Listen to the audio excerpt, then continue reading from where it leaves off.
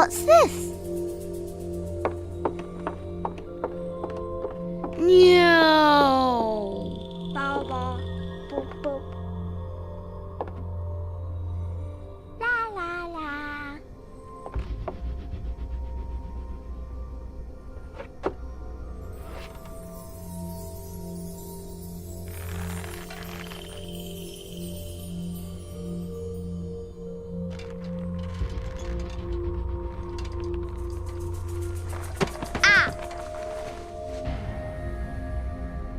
Ooh.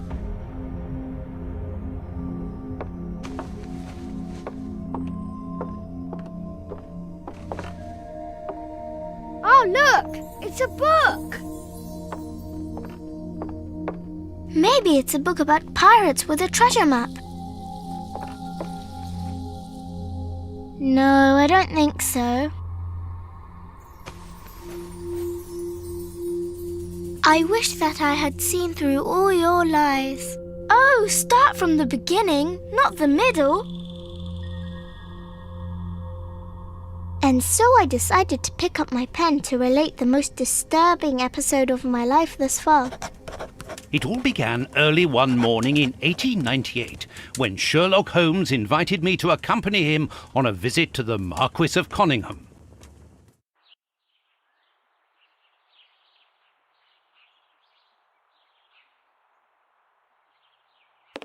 Watson, my dear fellow, we can now go and inform the Marquis that we have found the Samoan necklace, and very much faster than Inspector Baines, too, which pleases me.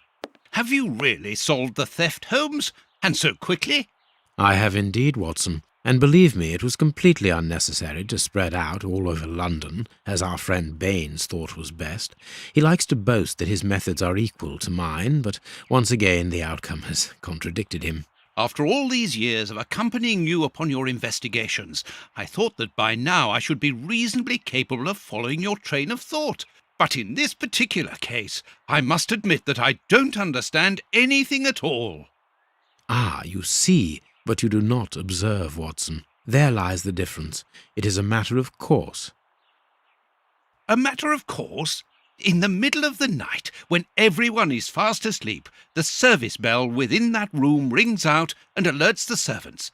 They dress quickly and come running, but the door is locked and there is a strong smell of burning from within. A few seconds later, the master of the house himself, the robbed Marchioness's husband, the Marquis of Conyngham, arrives and unlocks the door using the sole key. A fire has started inside the room, but they have managed to arrive in time to put it out. It is at that moment that the Marquis realizes that the famous Samoan necklace, which had been safe within its glass cabinet only a few hours earlier, has now disappeared. In order to explain, let us confirm my theory before the arrival of Inspector Baines.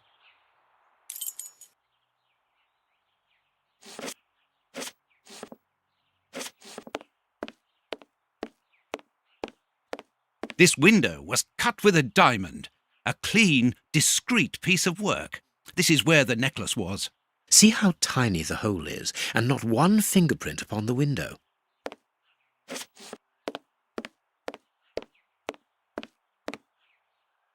All the windows are locked. They've not been forced.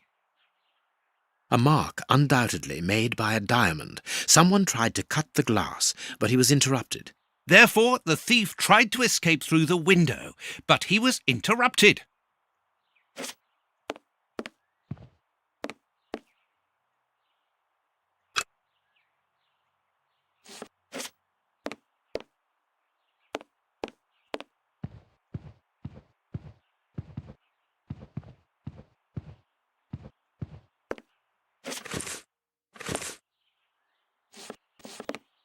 I need something.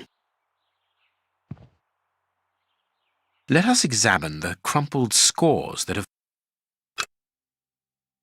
These sooty prints were left by a tiny hand. I don't understand why these music scores are covered with soot.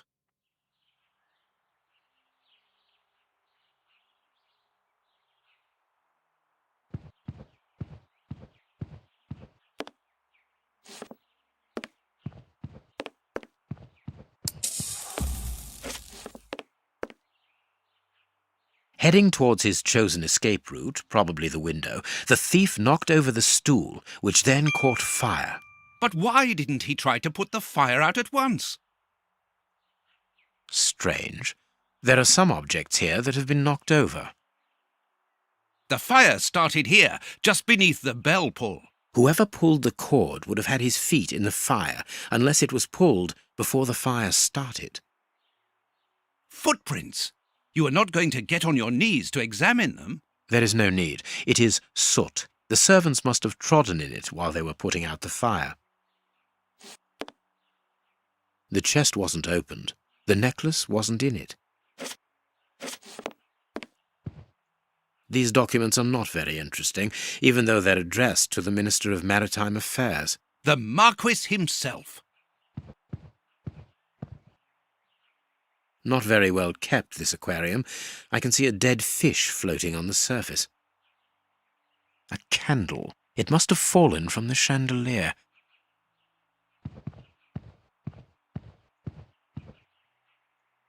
This draught screen makes an ideal hiding place. As the theft was committed at night, I conclude that the thief hid himself behind the draught screen and waited until he was alone in the room. Strange, there aren't any prints, yet I'm sure that the thief hid here.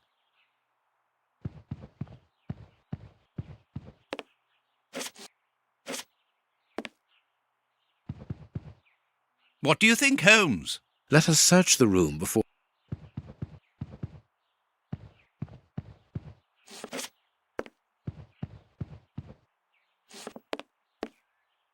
Not very well.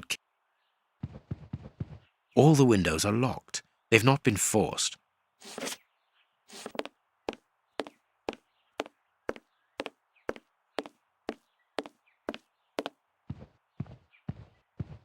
When the servants arrived at the door, having been alerted by the bell, they saw evidence of the theft and the fire, but they didn't see the thief. This door is very hard to force. The Marquis is the only person to have the key. The thief could not get out through here until eventually, when the door was opened by the servants. Ah, Mr. Holmes, you're already here. Good morning, Inspector. You've arrived just in time. Ha ha. Scotland Yard arrives like the cavalry, always in the nick of time. Ah, but I know that satisfied expression, Mr. Holmes. Have you already solved the case? It's possible. We have retraced the thief's rather unusual footsteps. He is a true acrobat. But what I cannot understand is that when the servants entered the room, there was no one to be seen. An acrobat, perhaps, but an invisible one? I do not think so. The only explanation is that the thief escaped before the servants arrived. I don't know how, but there is no other way. Half a point for the doctor, nil for the inspector. I am pleased to see that you find the situation amusing, Mr. Holmes. Very well, then. Explain. Dr. Watson was correct when he mentioned acrobatics, but he is mistaken about the nature of the acrobat.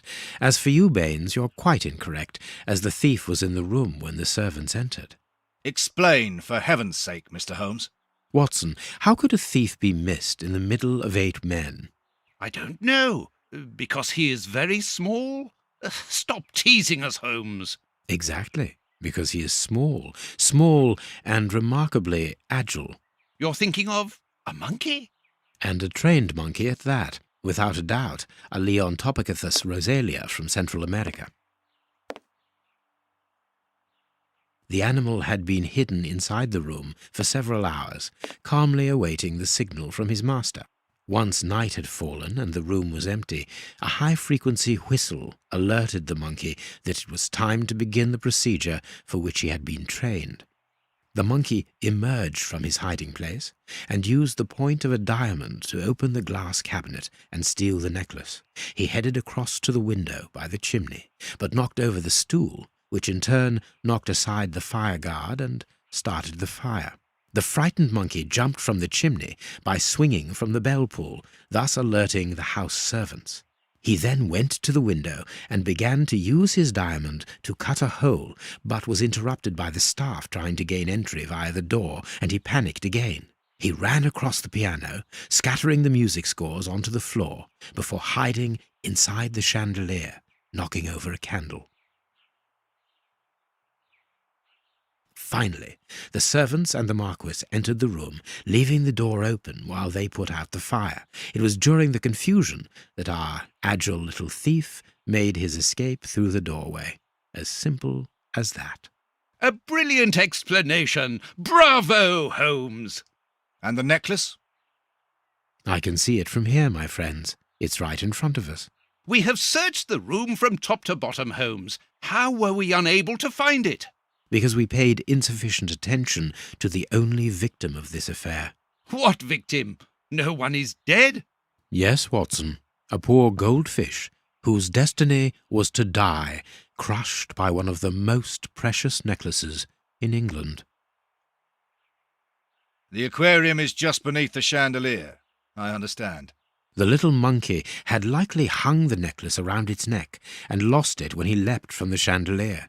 The jewels fell into the aquarium, where they remain now.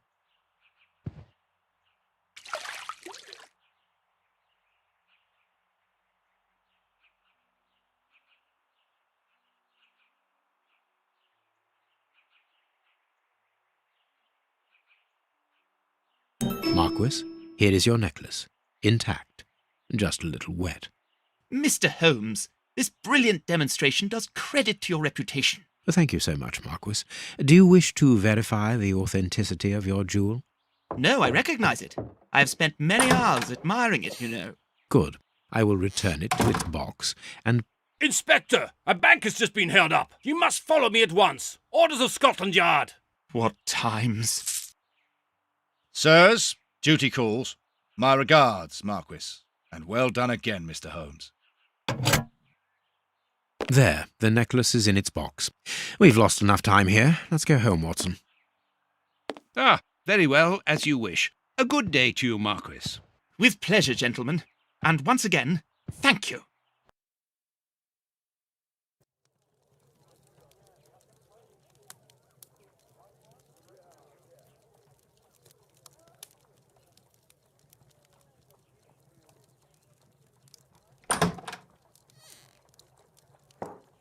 This morning's newspaper. Holmes, have you read this article about you? No, Watson, not yet, and I won't have time to. Read it before you leave. It's outrageous. If you insist.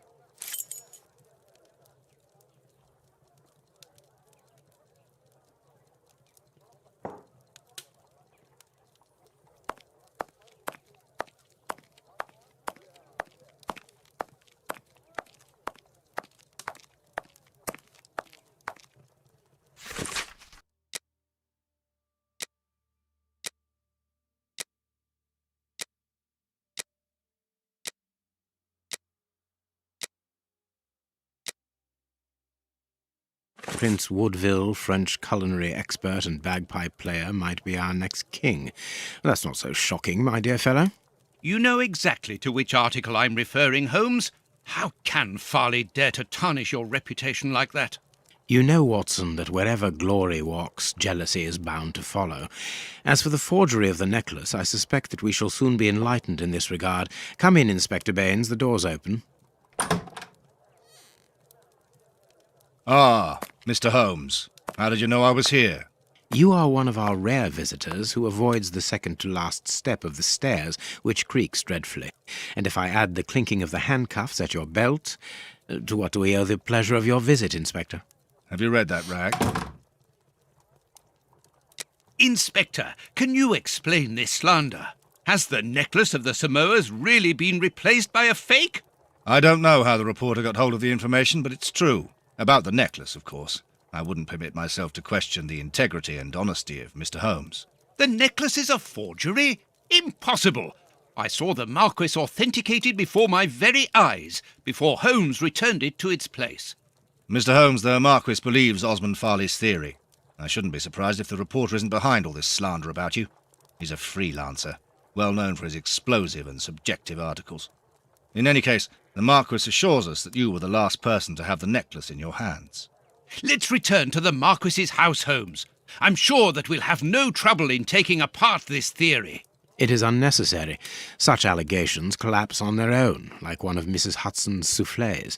Let us leave the police to solve this problem and turn our attention to the matters in hand.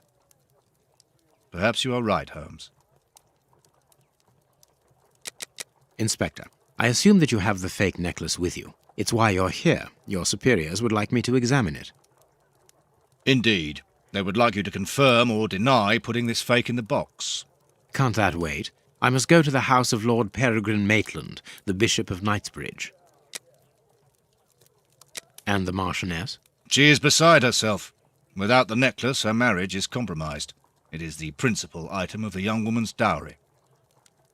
What a lovely marriage. Holmes, forgive me for insisting, but don't you want to examine the fake jewellery? Watson, I have an appointment, and it's out of the question that I arrive late. It will only take you a couple of minutes. You really must quell the suspicions put forward in this appalling article. If you will allow me, Inspector? Be my guest. Very well.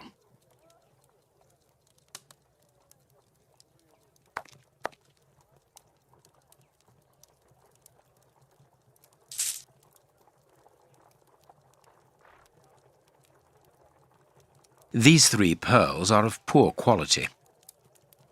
This pearl is too small. It is not in its place here. This pearl is a different color. Too many defects. This necklace is a fake. This is nothing but a vulgar copy, and at a glance it would appear that the forger has intended for it to be seen as such. How could we have been fooled by such a blatant imitation? I don't understand. Yes, how is it possible? Holmes, do you have a theory about this? I have absolutely no idea. You insisted that I examine the necklace, and I have done so. Now it is important that I keep my appointment. I'm sure, Inspector, that you will throw some light on this affair. Holmes. You may accompany me, Watson, if you care to do so. Goodbye, gentlemen. I'll keep you informed as to my inquiries. Goodbye, Inspector. You mentioned a bishop, didn't you? Are we going to his home? Yes, the Bishop of Knightsbridge. I put his address on our map of London on my desk. Would you get it for me, please? All right, Holmes.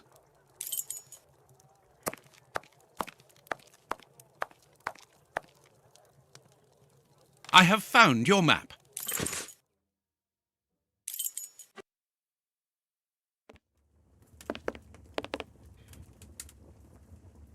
The police? Already? How did you know? May we see the Bishop of Knightsbridge? Yes. Yes, of course. But come in.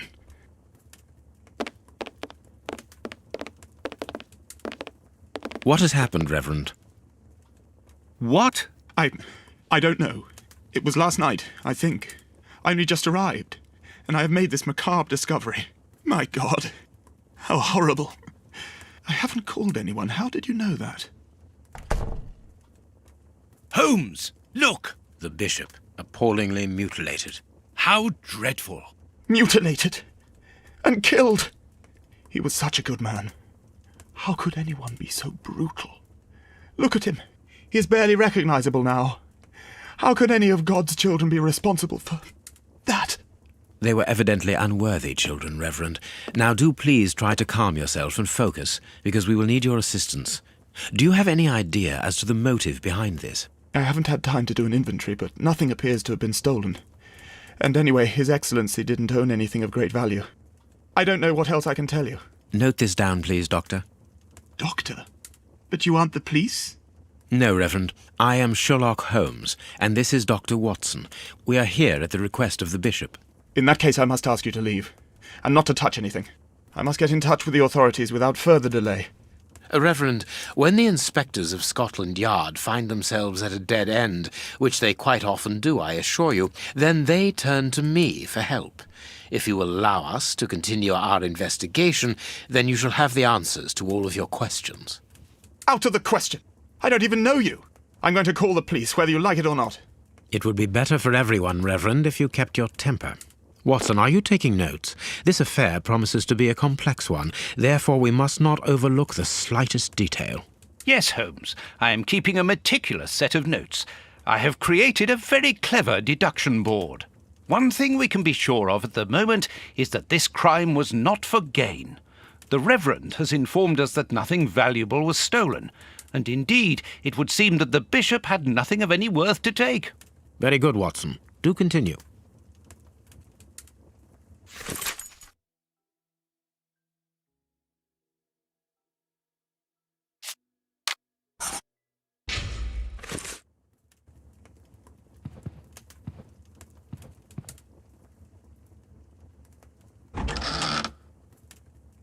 A whip? No, it is a discipline for self-flagellation. It's a cilice designed to bruise the person wearing it. The bishop wore it as repentance. This very pious man must have had the habit of mortifying his flesh as a means of repentance. This metal rod is for fastening the chilice.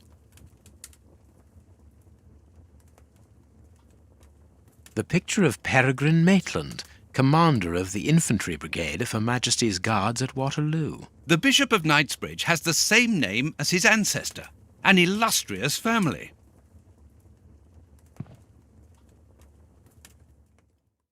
Reverend, I'm missing something, an implement with which to open this chest.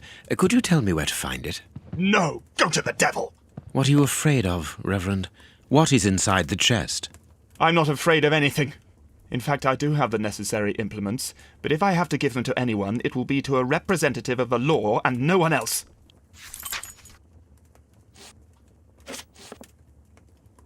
Watch where you're putting your feet, Watson. Have you noticed these prints upon the ground? Well, yes, those muddy marks. See here, Watson. Footprints can often provide more vital information than the very best of informants. Yes, if you know how to make them talk, that is. It's child's play, Watson. We will begin by excluding the contaminating prints, which are yours and mine from where we came in, and those of our dear Reverend, who was so impatient to call the police.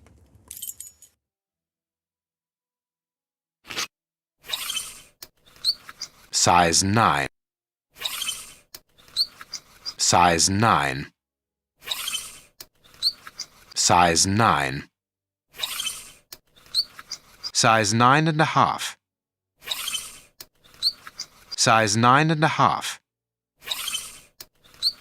Size 9. This print came from an expensive pair of shoes, and it seems recent. It is not a labourer's shoe. Perfect. We now know that there were 3 crooks.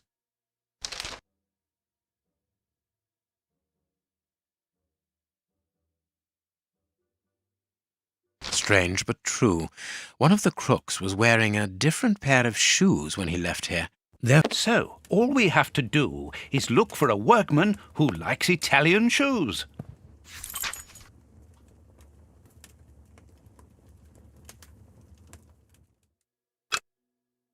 A fragment of stone. Peculiar.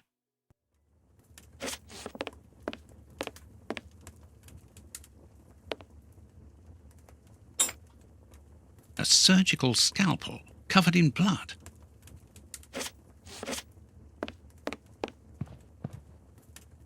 A broken bottle of whiskey. However, the Bishop of Knightsbridge was known for his sobriety. There is blood on this paperweight. A bottle of whiskey. I can make out fingerprints stained with blood and dirt. It would seem that the brutes who tortured the bishop to death were intoxicated with alcohol. A broken phial and blood near the neck. What a strange smell. Phew, chemical components, I think. This stove is filled to overflowing.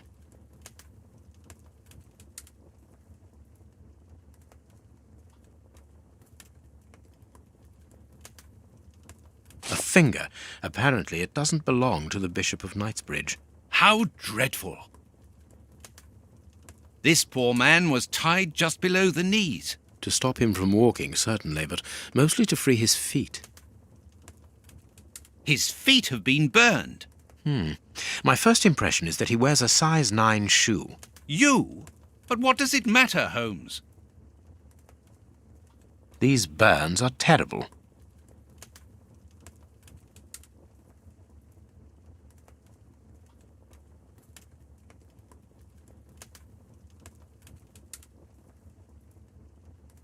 A piece of rope that was used to tie up that poor man.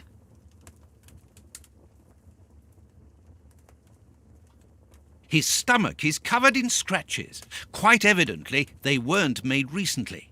So, these wounds were not made by his murderers.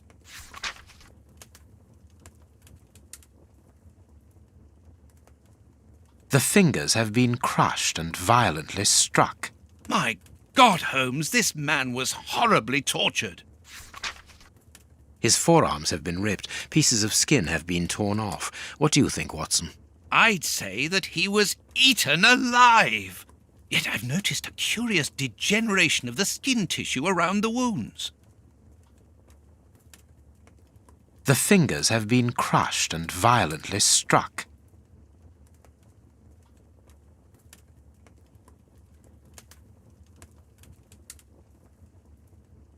His chest has been lacerated, I would say, with a very sharp and fine blade. There isn't any doubt the wounds on the bishop were administered with this scalpel. You can see by his expression that he suffered terribly. His mouth is covered in blood, and I can make out strips of skin between his teeth. My dear friend, everything points to this man having gnawed at his own forearms. That's unbelievable, Holmes.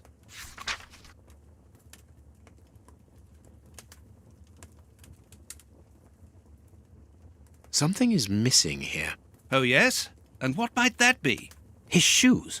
Watson, his shoes are missing.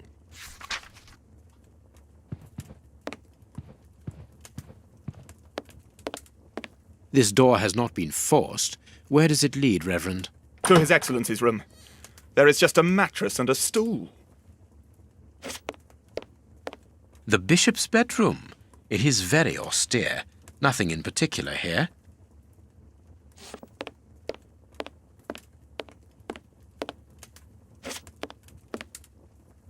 You have no right to search here.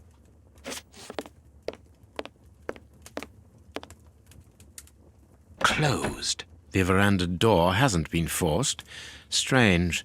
Reverend, might I have the key? No! You have no authority here. Let me call the police. Perhaps we should listen to him, Holmes. Perhaps you should let me get on with this, Watson.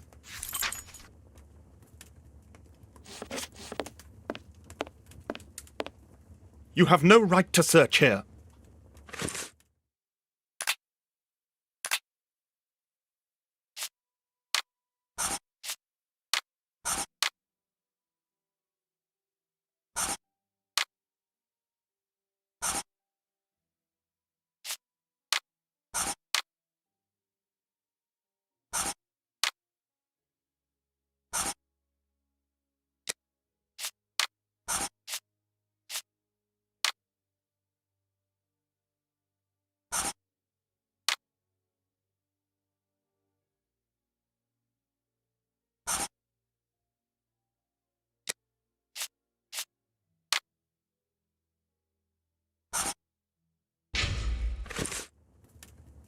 I cannot leave now.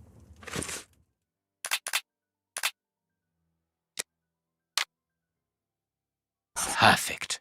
It is evident that the Bishop of Knightsbridge's killers were after something specific, and that they did not find it. Reverend, I shall ask you one more time. Open the chest. The item they were seeking must still be inside. It is unlikely that they will let this matter rest. They will most certainly return to finish what they started. And I am telling you once more, the chest is locked and shall remain so. Very well. We have reached an impasse. You are a stubborn man, Reverend. Watson, accompany our friend to the police station and return with Inspector Baines. Baines and no one else. I shall wait for you here. Go. Alone at last. Now I can continue my investigation.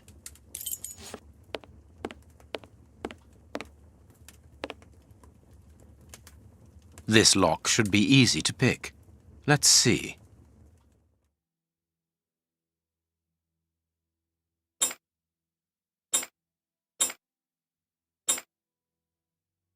There we are. It is simplicity itself. There isn't anything much in this room. It must be used as a reading or meditation room. An ink stain, quite fresh. This stain is just on the edge of the rug. Let's see. There is nothing on the floor, yet the ink must have soaked through the rug.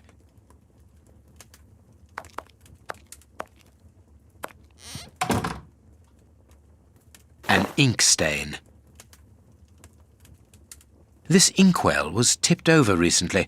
The ink stain on the floor comes from the ink on the rug, but they are not in the same place. Someone has moved the rug recently.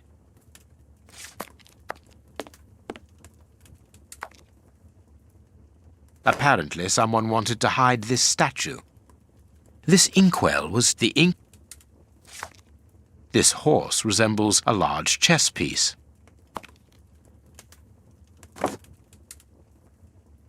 There is a message underneath this statue. Let's see.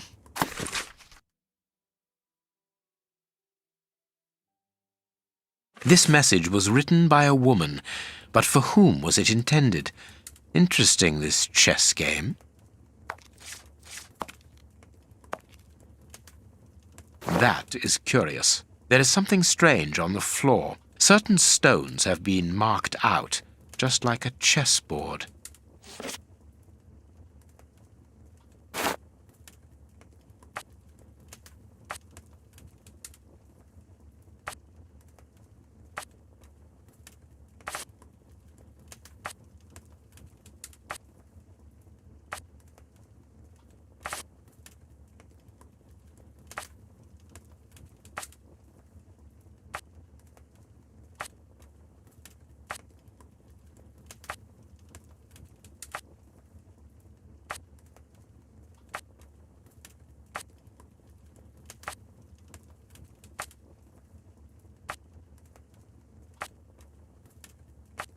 This last piece should be the good one. It will have to be pulled free. I need something. I need...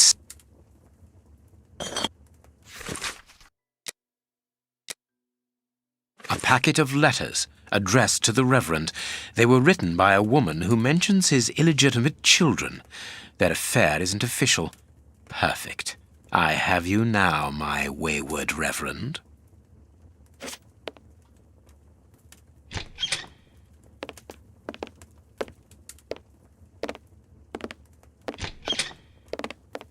Ah, Watson, you were gone a terribly long time, and Inspector Baines isn't with you? I'm afraid not, Holmes. We were unable to find him. Dr. Watson would not allow me to contact any inspector other than this Baines. What manners! I am a man of the church. My dear Reverend, I notice that you are a chess lover. I trust you will excuse me, but I am never able to resist the appeal of a half-finished game. You are an expert at chess. Very well, then. What do you want now? As you might have guessed, resolving your small chess problem has allowed me to discover some very interesting letters. Letters? What do they say? Reverend, why hide these letters here and run the risk of the bishop finding them? Holmes, what's in the letters? Not now, Watson. Where else could I have hidden them? My own chambers are too austere. They could offer no cover. I knew, however, that His Excellency, may he rest in peace, would not notice my game. The contents of the Bishop of Knightsbridge's chest interest me greatly. Give me the elements you hold, Reverend. Out of the question. With the bishop no more, you are therefore the apostolic director of the diocese, are you not? Well, yes, but only until someone else is appointed. I am certain that the Honourable Bishop of York, whom I have the privilege of knowing well enough for him to listen to what I have to say, would recognise your qualities for the post. If I receive new responsibilities, it will be through my faith and devotion, nothing else. I am a gentleman, and it would distress me to be obliged to pass this correspondence across to your superiors. Holmes, I know that the end justifies the means, but allow me to express some reservations about how you are proceeding. You say you're a gentleman, but I hear nothing but the words of a blackmailer. The stems that you are looking for are scattered about this room. Manage by yourself.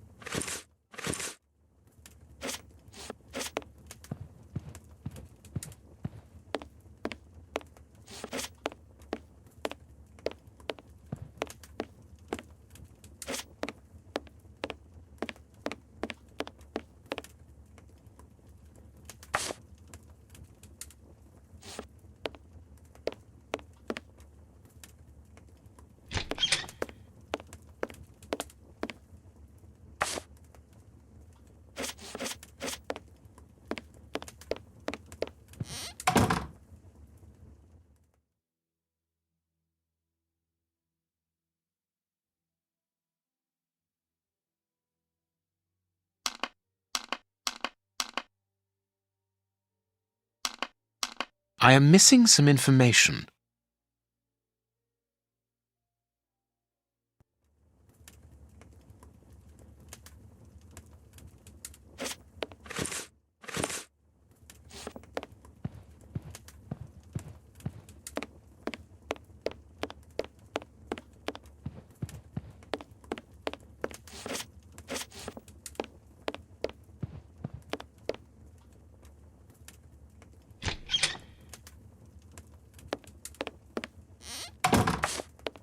You have won.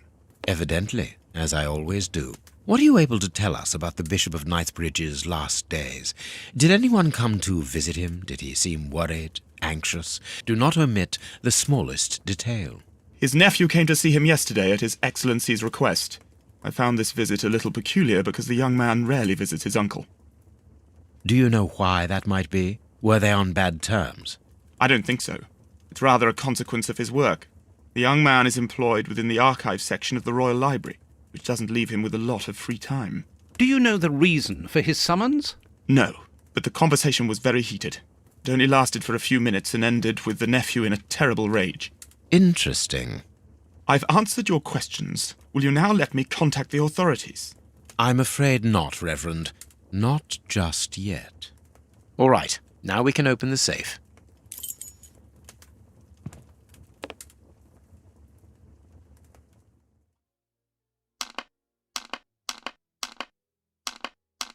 Now I can open the chest. Here we are. I am eager to discover what remarkable treasure could justify such an act of barbarity. Extraordinary. This chest is impenetrable. How is it possible? No one other than the bishop should be able to open it. You open the chest with disconcerting ease, Holmes. I've seen and heard quite enough. This time you won't stop me. Catch him, Watson. What the? But why? Run, Watson. Hurry.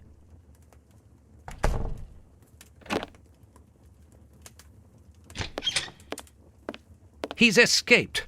I hope that your motivations are founded, Holmes. I don't much like skirting around the edges of the law like this. It is annoying. Let's leave without delay. What have you found in the chest, Holmes? What in there is so precious for these men to commit such terrible acts?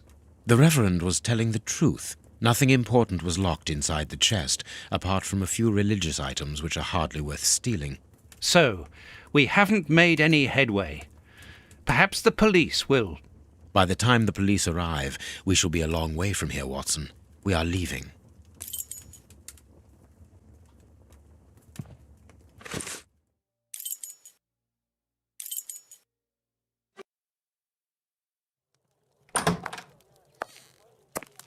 We have crossed London at a breakneck speed.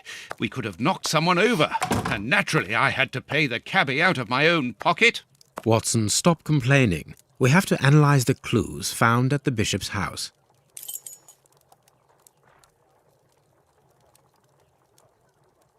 I can analyze the chemical composition of a substance here.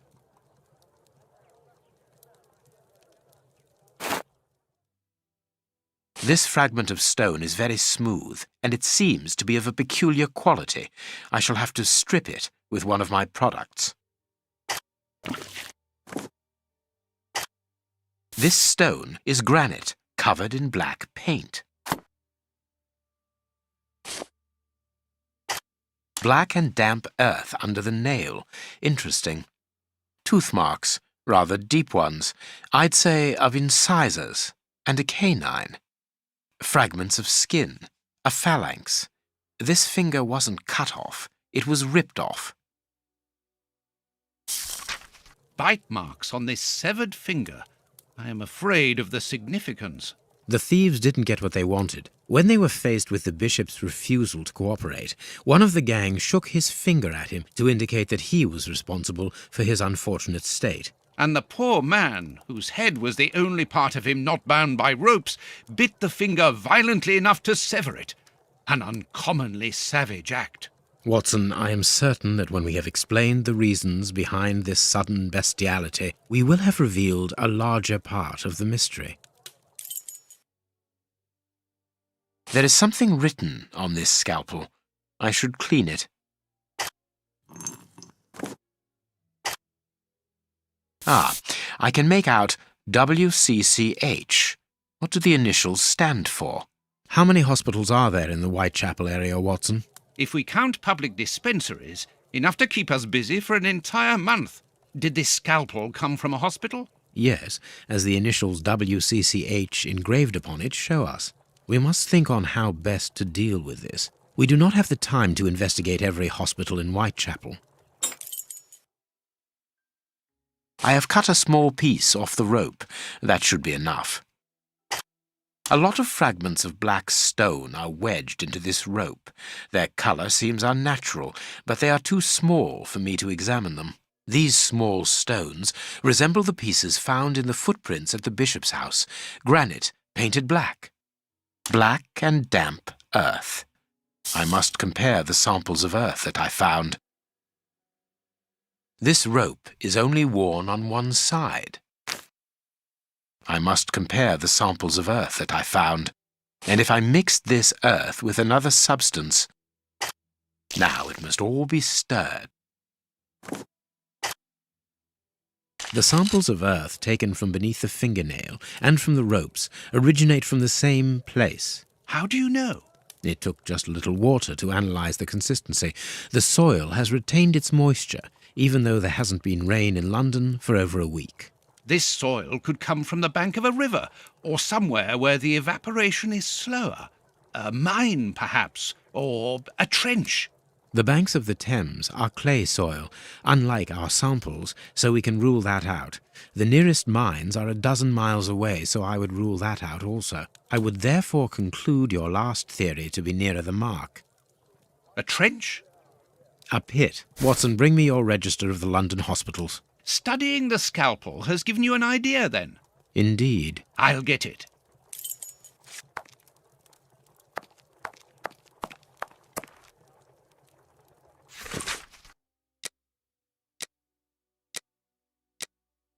Read the paper, Holmes.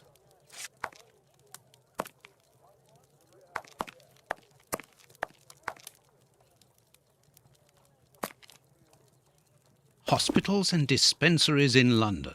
I have found my book, Holmes. Good. Put it on the work table, will you?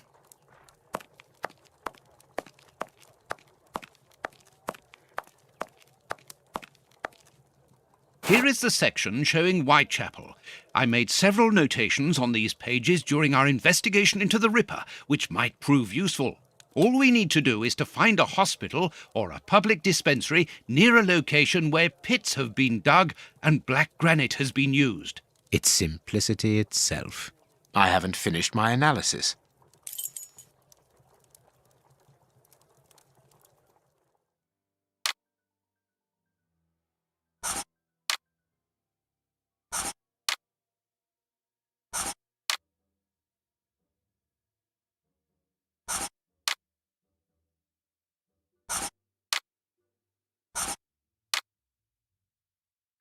Now I can make the right decision.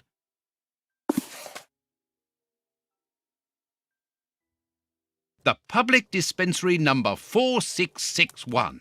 It's just opposite the Whitechapel Street Cemetery. Yes, Watson. The murderer with the missing finger must work in the cemetery, or at least visit it. He could have taken a rope, one of the type they use to lower the coffins into the graves. The granite is minute particles of tombstone. And he only had to cross the road to steal a scalpel from the dispensary opposite.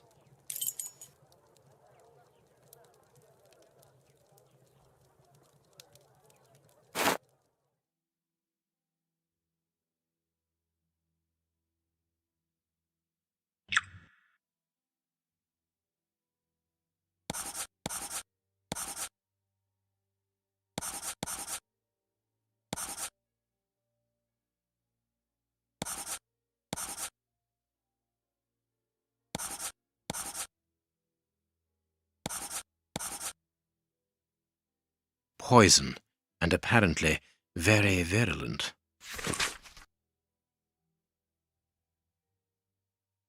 Poison. Discreet, efficient, and only detectable via a thorough post-mortem. Have you been able to isolate the active components, Holmes? Not with any certainty. This toxic substance surpasses my own knowledge in the field. It is without doubt the work of an expert chemist. A chemist and a criminal. As you say, please find my monograph on poisoners of the last 30 years.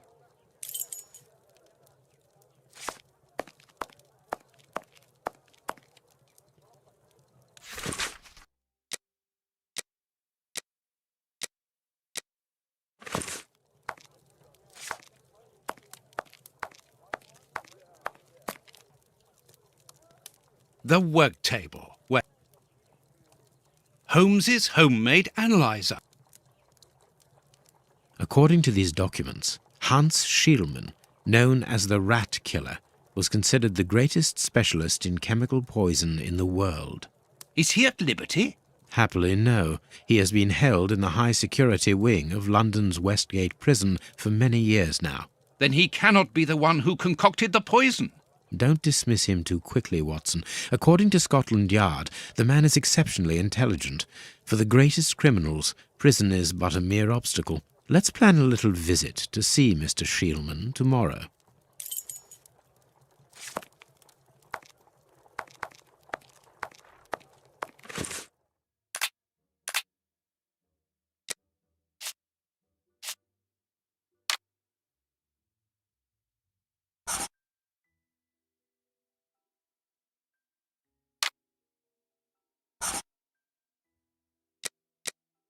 Perfect.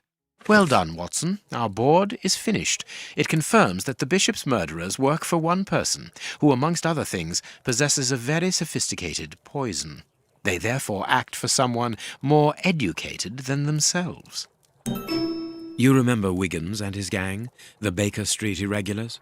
Yes, the street urchins, whom you employ upon occasion, and Wiggins is their leader. Yes. Well, I have hired their services again. I have instructed them to find out the address of the bishop's nephew.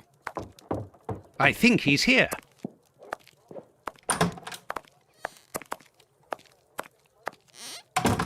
Hello, Mr. Holmes. Wiggins, my young friend, have you found the information for which the good Dr. Watson is going to pay you? Yes, Mr. Holmes, it was easy.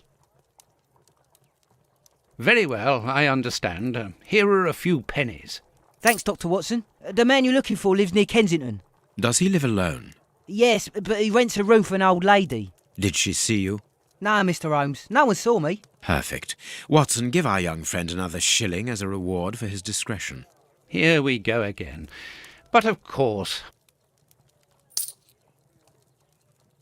I'm falling asleep, Holmes. Aren't you tired? No, I have an exceptional constitution. I can't remember ever having been fatigued by work. Idleness, on the other hand, exhausts me completely. Go to bed, Watson. The night will be short. We leave at dawn. Wow, this is a real adventure. It's exciting. I like it better than made-up stories. I want to know what happens next. Keep reading. I'm going to. Ah, I want to listen to. My readers must excuse me if I do not describe in full detail here the terrible images which haunted me that night. I had a sense that something extraordinary would take place, but I was scarcely prepared for the reality of it. Good morning, Holmes. Did you get any rest? I did not attempt to sleep. Have you managed to come to any conclusions? I think that we might follow 3 trails. We can visit Whitechapel to try to discover the identity of the murderers by making inquiries at Dispensary 4661 and at the Whitechapel Street Cemetery. The poison trail seems more important to me. We should perhaps go to Westgate Prison first to see Hans Schielmann. Yes, and let us not forget the bishop's irascible nephew, whose address we now have, thanks to my Baker Street irregulars. I have located each place on our map of London. Holmes, let me remind you that we still have not been officially instructed to investigate this affair. Ah, well, we will just have to hide that small detail.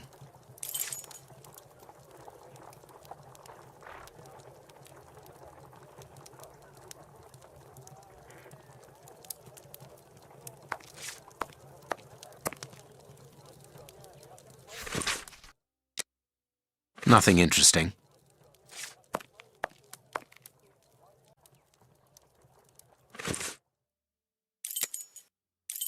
Whitechapel. Let's go.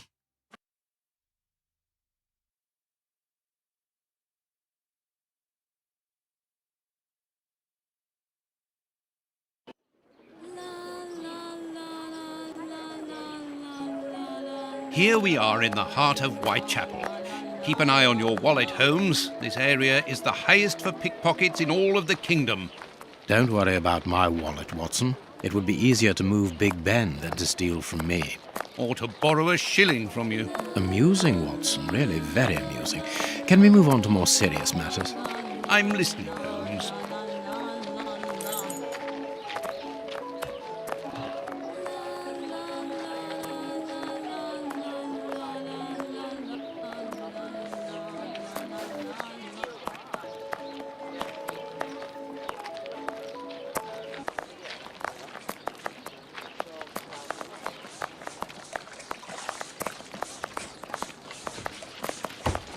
You ain't from round here. You shouldn't stay here. It ain't healthy.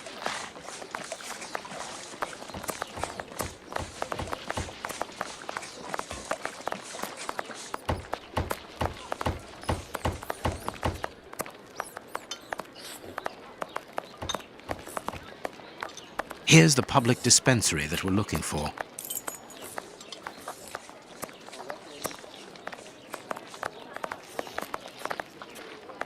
A circulating soup kitchen. Holmes, the man from the soup kitchen isn't only in voluntary service. Look. A money game.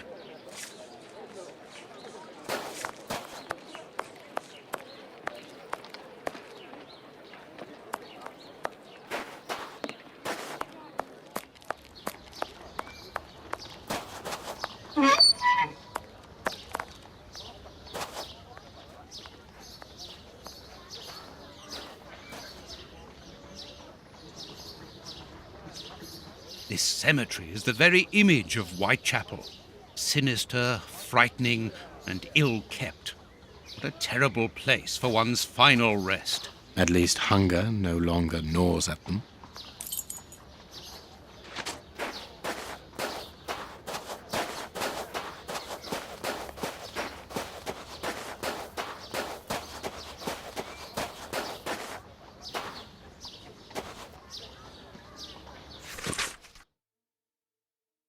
A leaflet for the soup kitchen. This leaflet is dated for the day after tomorrow. The tickets for the soup kitchen are given out on the same day. Only somebody who works there could have written on it. This shovel belongs to the cemetery workers.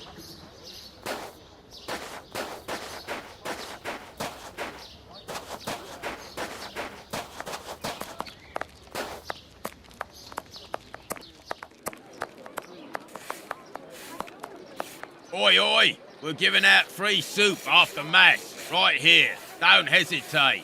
Come get yours. All thanks to Prince Woodville's kind generosity. A ticket for a hot bowl of bacon soup. Excuse me, my good fellow. You don't look like the needy. We're not here for the soup, we're merely passing through. But I would like to commend you for your good charity. It's the Prince of Woodville who's the charitable one. All I'm doing is filling the bowls. For the first time ever in this area, someone's thinking of the poor people here. Look around you. At every street corner, you'll find someone giving out soup, just like me. I grew up here, and I can promise you, it's the first time the toffs have thought about us. And no one tries to take advantage of this? No, mister, that's not possible. You have to exchange a ticket against a bowl. The tickets have the day's date on them and are handed out after Mass. That way no one can cheat. A bowl of good bacon soup isn't for you, gentlemen. We're looking for two people called Grape Ape and Kurtz. Do you know them? Can't you see I'm giving out soup?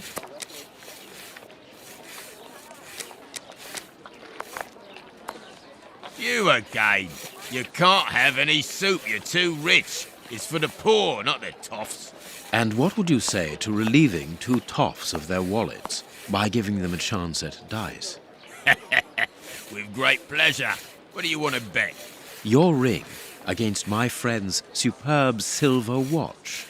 Holmes, I inherited this watch from my brother. It has a great sentimental value. Watson, show your watch to our friend here.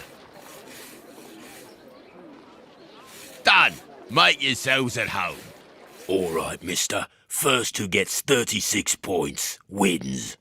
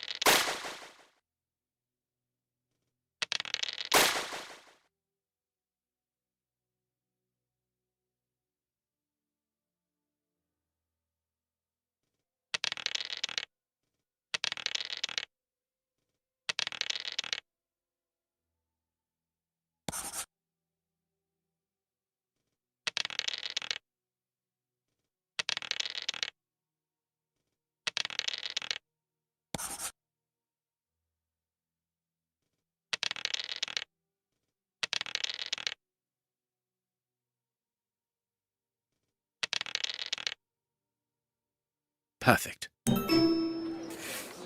Aren't you going to leave me alone? Can't you see I'm busy?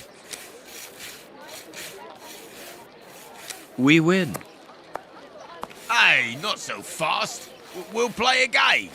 Out of the question. You have lost. You owe me your ring. Oh, it means a lot to me, this ring. Me dad gave it me before he died.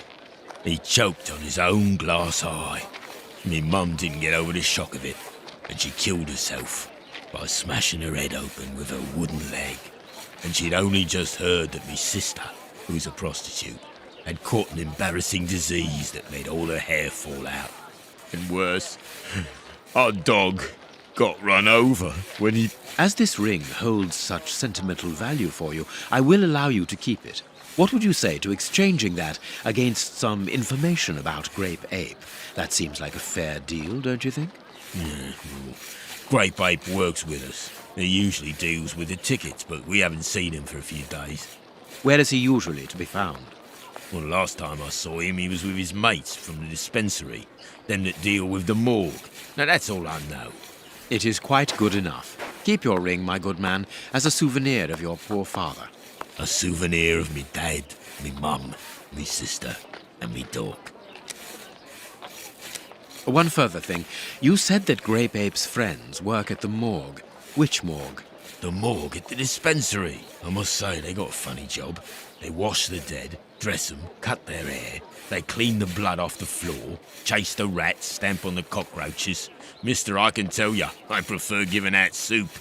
There isn't a certain Kurtz amongst the employees.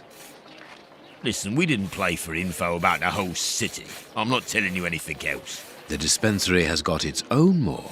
Interesting. Well, yeah, I've just told you so. It's the one that all the undertakers prefer. Think about it. It's just next to the cemetery. Thank you, my good man. Goodbye. Yeah, goodbye, mister.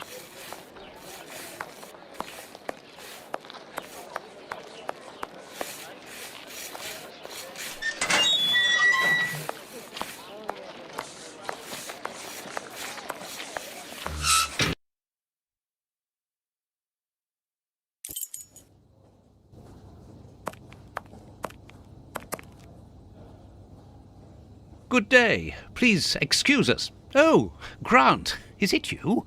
Yes, but wait a moment. Watson. It's been years. Since the Faculty of Medicine, if my memory serves me right. Yes, we were young and ambitious. I didn't expect to find you here. I thought you had gone to America. No. I find that I prefer the filth here, amputating gangrenous legs. Ah. I'm joking, Watson. Unfortunately, I was unable to leave for Washington. I had to give up surgery. So instead, I crouched down in this rat hole, rubbing shoulders with the world's misery.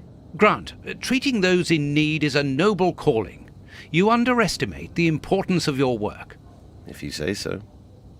It's true that in the beginning I felt as you do, but as time goes by, the more this cursed area seems like hell. You think that nothing can get worse, and the next day you see that it can. Now famine has hit these poor wretches. One can't always do as one might prefer when one is a doctor. Grant, I'd like to introduce you to Sherlock Holmes. Pleased to meet you. Well, no one comes here by chance, therefore I imagine that you need something in particular. How can I help you? Dr. Grant, we are in possession of a scalpel which was found in an unusual location. Does it come from your dispensary, as we believe? From its mark, I'd say it was stolen from us. A lot of things disappear from here, you understand. Life is hard in Whitechapel. When the staff find a way of adding to their salary, they rarely hesitate to do so. Thank you, Doctor. Tell me, Doctor, do you have a morgue in your dispensary? Yes, it is the busiest place in the building. We would like to see it. The door at the far end, the one with the unpleasant smell. Very good. Farewell, Doctor. See you soon, perhaps. And take care of yourself.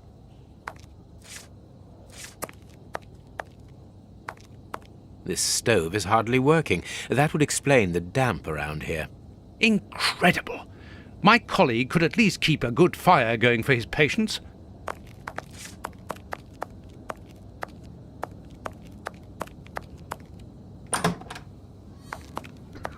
Look, Holmes. A list of the recently dead. How sad. I see names that have something in common.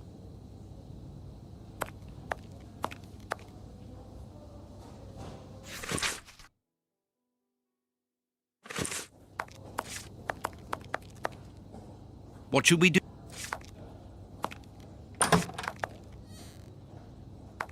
I understand now why my colleague keeps quiet about his morgue. This place is a real mess. Concentrate, Watson. We must look for clues about Grape Ape's friends.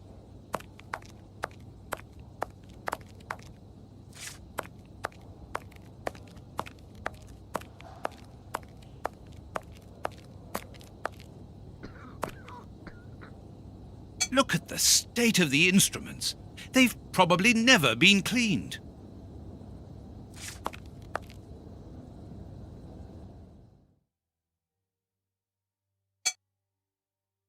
Two keys. This is Kurtz's overall, so he really does work at the morgue. Strange that he left his overall here. Holmes, this is Kurtz. We've just found one of the Bishop of Nicebridge's murderers. Perfect.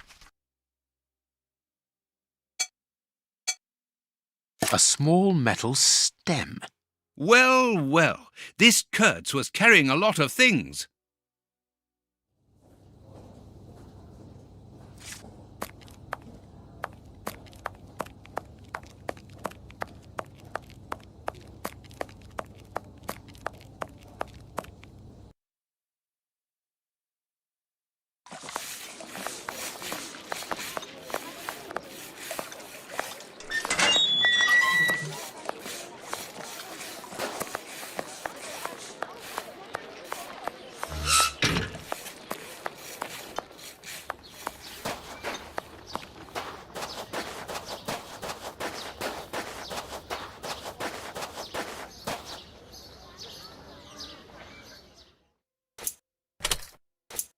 Perfect.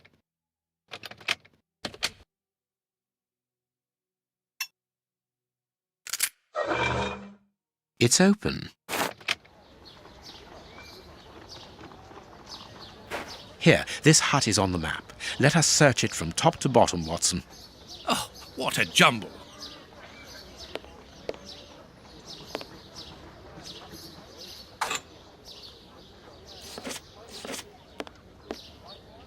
Impossible to open it.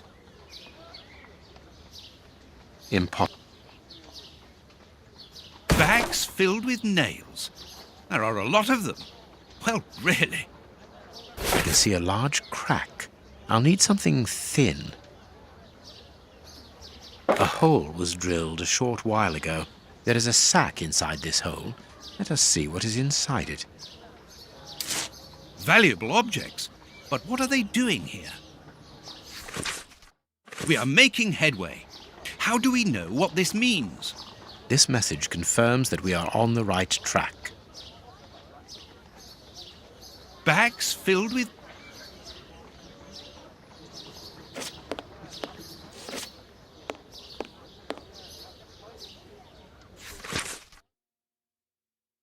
How is it that there is no room in this cemetery? Let us hope that the tree is still there.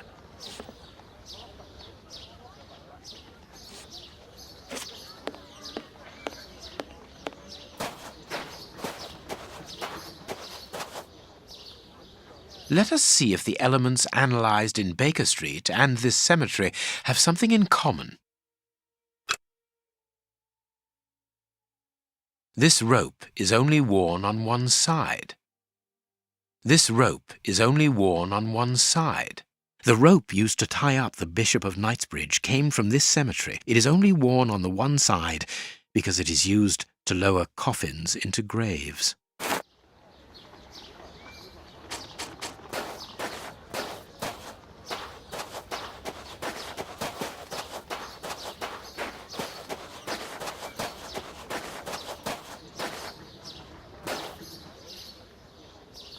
Let us see if the elements analysed in Baker Street and this cemetery have something in common. Black paint. Granite.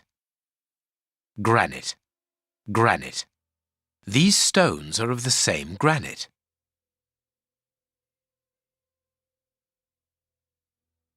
Granite. Granite. Black. Granite. Granite. Granite. The same black paint covers these stones. This black painted stone is identical to the fragments found in the rope which we analysed at Baker Street and in the footprints of the Bishop of Knightsbridge's murderers. This must be the gravedigger's cabin. Well, judging by the state of this place, they don't work very often.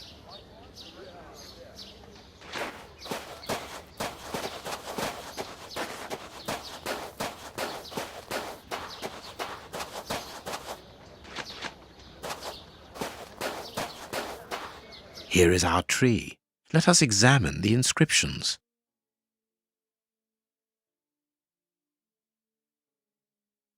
This design was the last to be done. Sally and John is engraved here as a symbol of their love.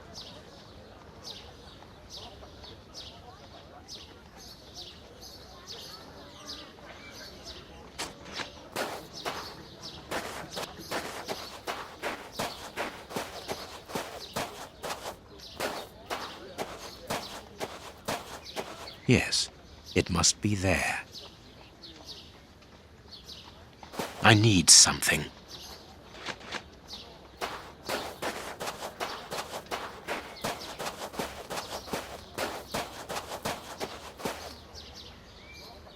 This shovel belongs to the cemetery workers. You frighten...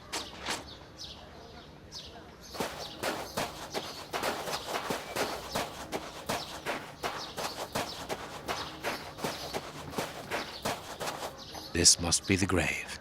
Dig quickly, Watson. Very well, Holmes. Look, a metal box.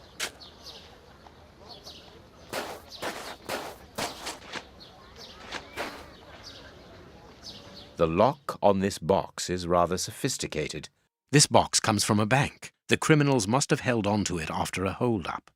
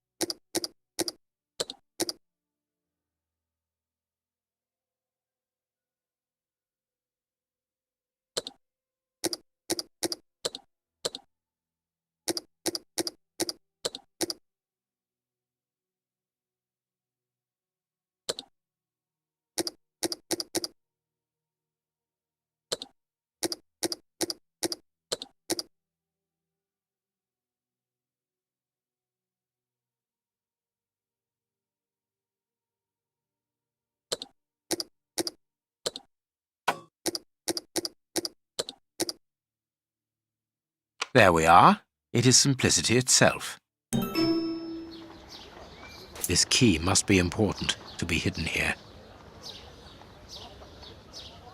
A hammer covered in blood.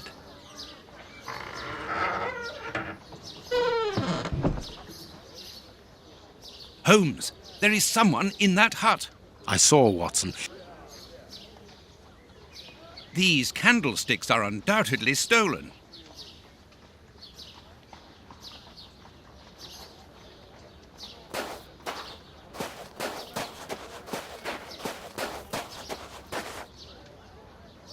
Open up. We're not the police. Do not be alarmed. That's a strange way of reassuring someone.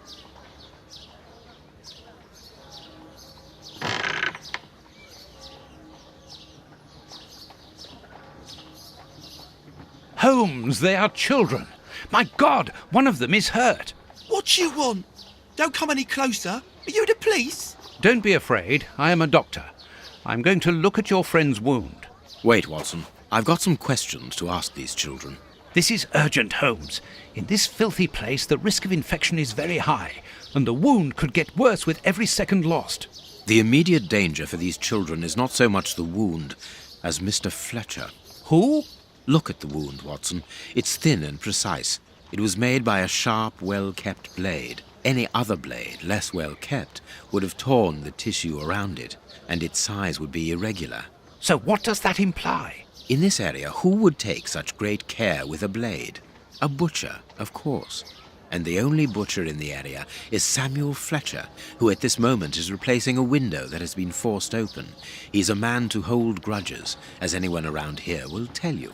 The children are in danger. A man as skillful with a knife as a butcher, and with a bad reputation to match, could easily strike a fatal blow by cutting the child's jugular. If he hasn't done it, it's surely because these little thieves broke into his shop at night to steal a piece of meat. The poor lighting in this area saved them. I can assure you that Mr. Fletcher has spent the day trying to trace these children, and if he finds them, wounds will be the least of their problems. That's true. What do you want? Don't let the butcher find us. Dr. Watson will see to your wound, but the treatment won't be free. I don't need to remind you that life is hard. You know that already. Give me the address of a certain Kurtz, and the doctor will dress your wound. No address, no treatment. I can't tell you, mister. Kurtz is a dangerous madman. Holmes, you go too far. You have frightened the poor child.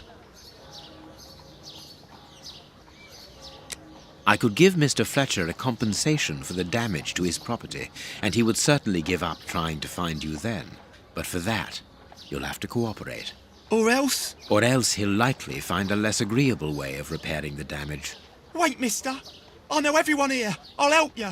Only protect us from the butcher. I am looking for Kurtz. Tell me where I can find him, and I'll smooth things over with Mr. Fletcher. Everyone here knows Kurtz. He's the worst person in the area. We call him the Colonel because he fought against the Zulus in Africa. He got chucked out the army because he's completely crackers. He lives at number 8 Batty Street. Good. Watson, see to the wound. Then we will settle the problem between these young men and Mr. Fletcher.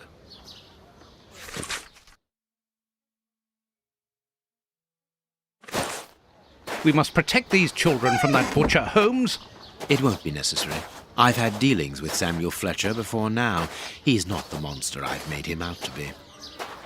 If he had wanted to kill them, he would have done so, even in dim light. By wounding the little thief, he wanted to warn him never to set foot in his shop again.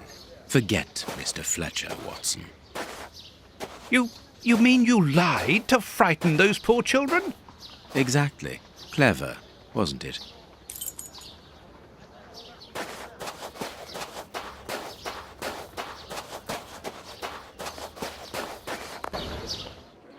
Well, mister, that's a mighty fine outfit you're wearing there. You stand out like a sore thumb, and that's no lie. Watch that you don't get it all dirtied up, but you'd be welcome to come back to my place. It's not far, and I'd sponge it down for you. Don't go back to Johnny's place. You'll get malaria. Thank you, madam. I'm certain that you would make a very good job of it. That will not be necessary, however. But your thought was a kind one. We had best be leaving now, sir. Here, please accept this sovereign as a token of my gratitude for your concern. Well, I never. Thank you. That's right generous of you, my lordship. You are very welcome, madam. Madam, he calls me. Bless my garters. What a gent. If you're ready now, sir. Yes, let us go.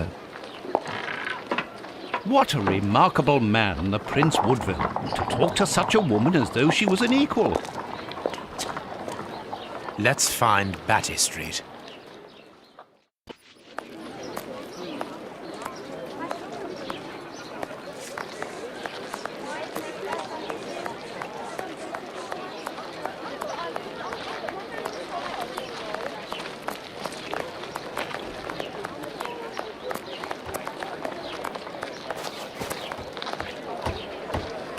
Batty Street.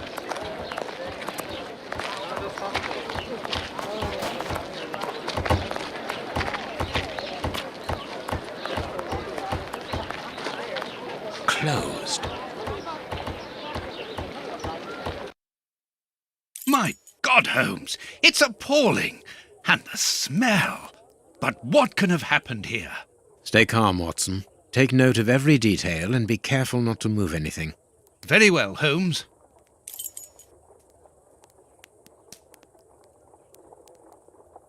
What a horrible wound.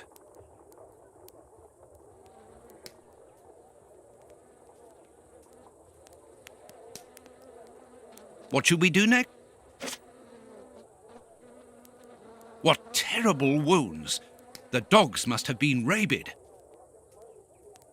This bandage is a day or two old, no more. Please take note, Watson. The same finger that we found at the Bishop of Knightsbridge's house. Holmes! Let us look at our deduction board, Watson.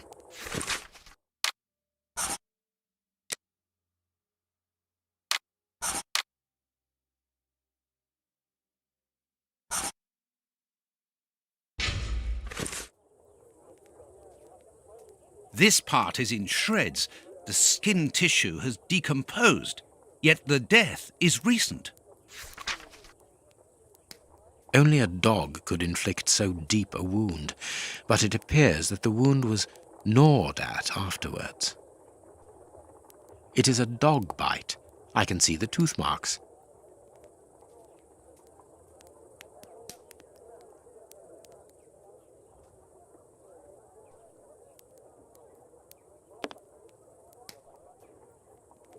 This part is in shreds. The skin tissue has decomposed, yet the death is recent. The skin was deeply torn.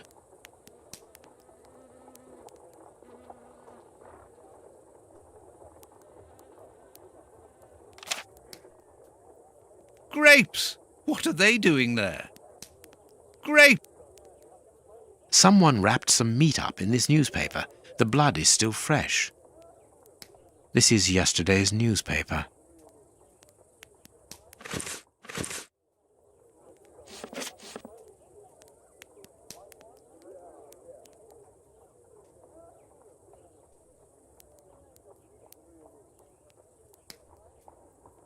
What a horrible wound!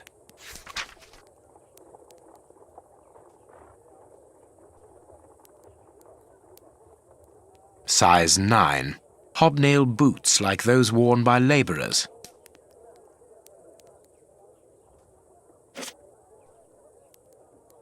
This part is in shreds. The skin tissue has decomposed, yet the death is recent.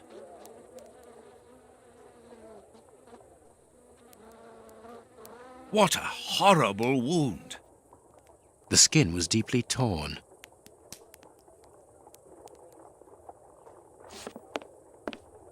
The material on this tray is rather odd. Small burnt balls. A pipe with a strange smell. A small burner. There can be no doubt. Judging by the material on the tray and the pipe, the man smoked opium. Opium! I doubt if this man could have made his drug here. He would have needed a real laboratory.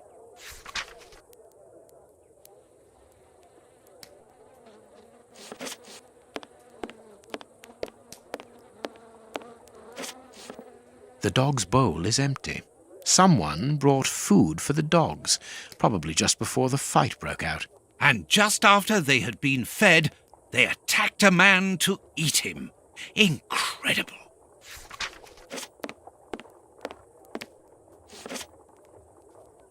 A military badge of the 58th Infantry Regiment of Her Majesty, and a letter stipulating Kurtz's exclusion from the unit. He served in 1881. At that time, the regiment served in South Africa. Kurtz was in the Boer War.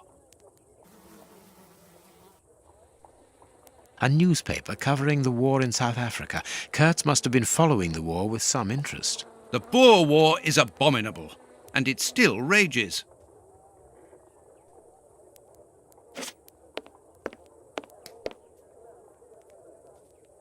A torn piece of a letter. It seems to be a letter of dismissal.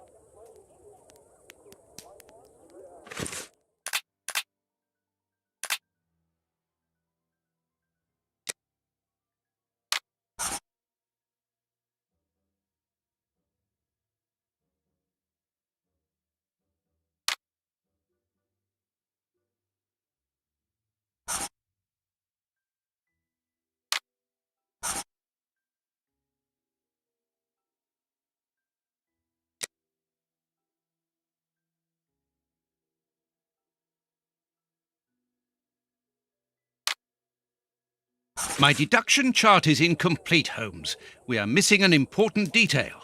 Let's return to the clinic and ask if our friend might lend us his morgue for 2 hours. What are you going to do? I'm torn between a nap and a picnic. Oh, I've had enough, Holmes. The next step of our investigation, Watson, leads us inevitably to a post-mortem. As you're well aware, in the instance where a body's vital organs no longer function, every minute is vital. Be quick now and procure the room while I arrange the transport. Very well. I will see you later.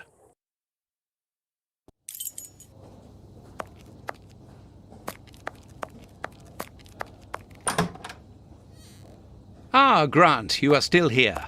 I need to ask a favour from you. What sort of favour, my dear friend? Might I use your morgue for a couple of hours? It concerns an affair of the greatest Use the morgue? Whatever for? Letting you poke your nose in everywhere is one thing, but closing my eyes to I don't know what unsavoury practices. No, it's nothing like that. No, it isn't possible, sorry. Grant, listen to me.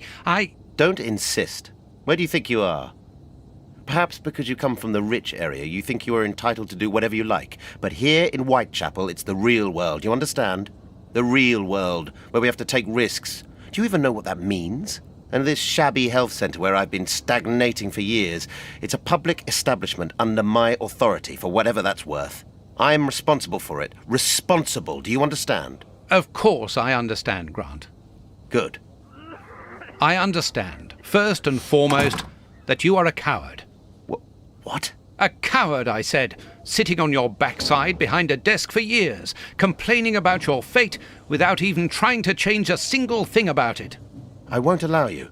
And you dare to talk to me about risks? I, who was wounded in Afghanistan while in Her Majesty's service, and who, for a great many years, has taken part in some of the most dangerous criminal investigations the country has ever known. But as for being responsible, as you call it, it begins with doing your job properly, particularly when one is a doctor and caring for the poorest people within our society. The real life? Ha ha! Don't make me laugh. I am a doctor too, Grant, don't forget. And I'm ashamed of my profession when I see the state of this centre. It's not my... So, your disgusting morgue, you are going to allow me to use it, dear friend, because I urgently need it for a vitally important affair that is way over your head, and whether it pleases you or not. Understood? If you want to be like that about it, do whatever you like. I wash my hands of the entire thing. That doesn't surprise me.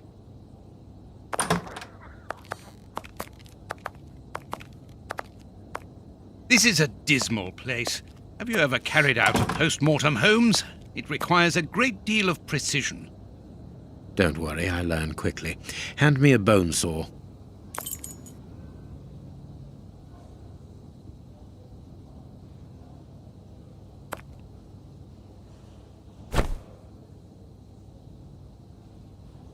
Go carefully, Holmes, even so. I must clean the body first. I must mark the places to cut. My notches are ready.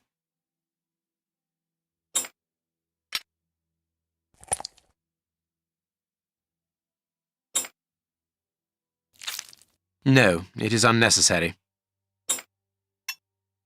A ball of paper, swallowed recently.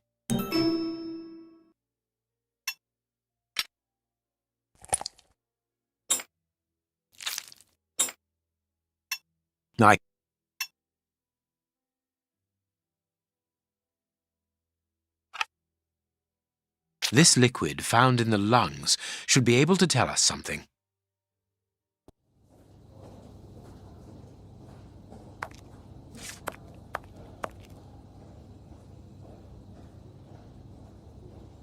This liquid found in the lungs should be able to tell us something.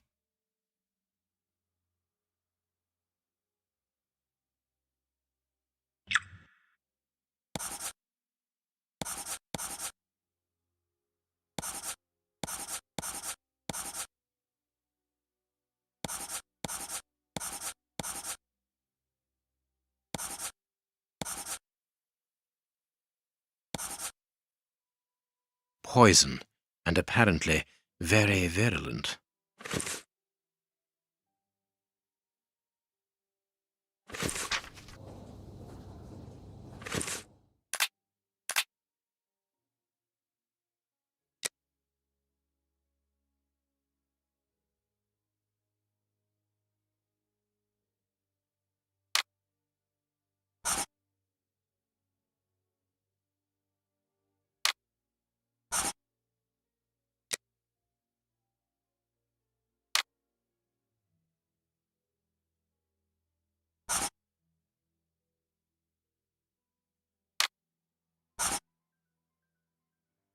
That was a most instructive post-mortem.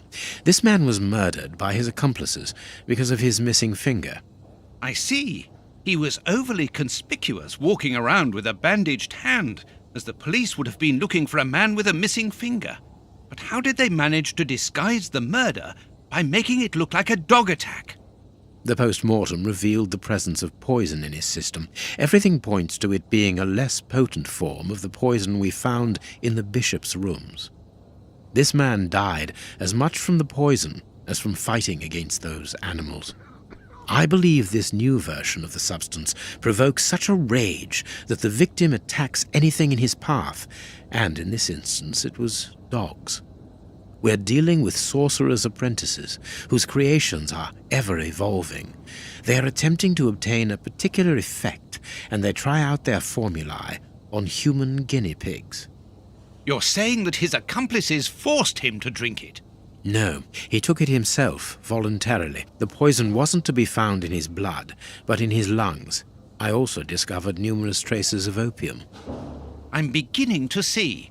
They mixed this horrible poison with his opium, knowing that he would soon smoke it to ease the pain caused by his wound. Exactly.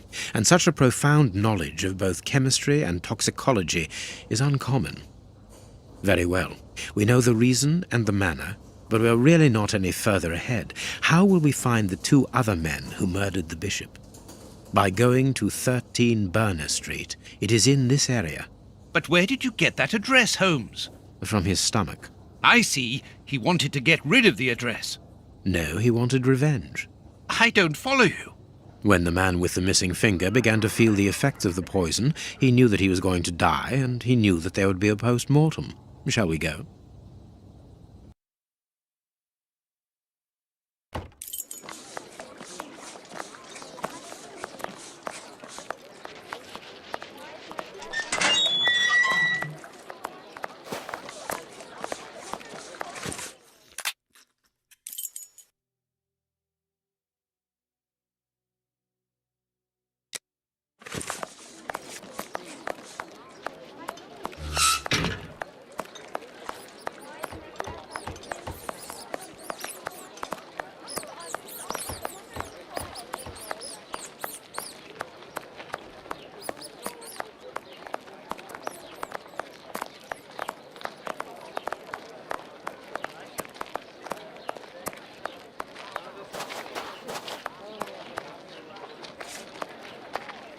Burner Street.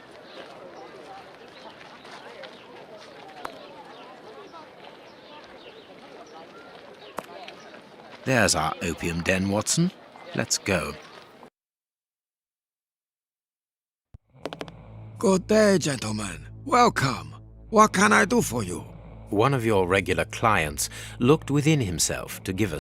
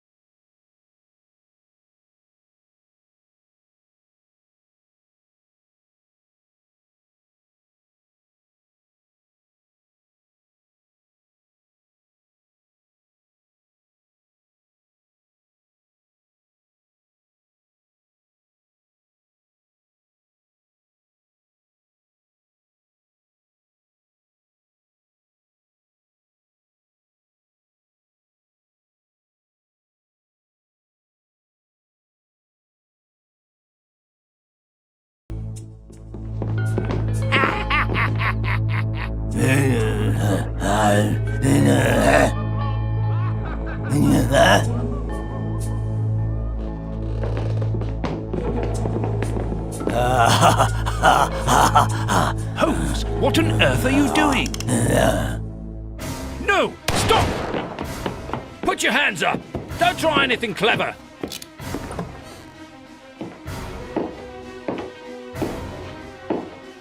You're under arrest. Take them away. So be it. Come, Watson. Let us go.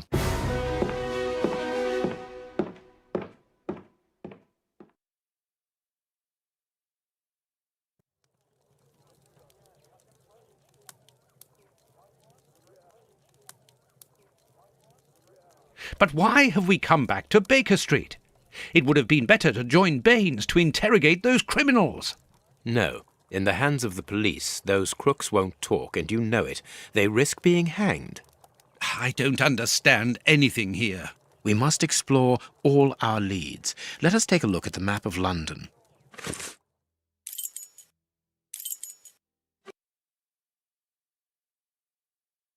We have arrived.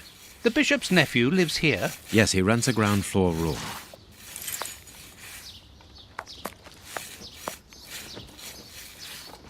Can I help you, gentlemen? How do you do, madam? We should like to see one of your lodgers, Henry Hampford. Well, he's away.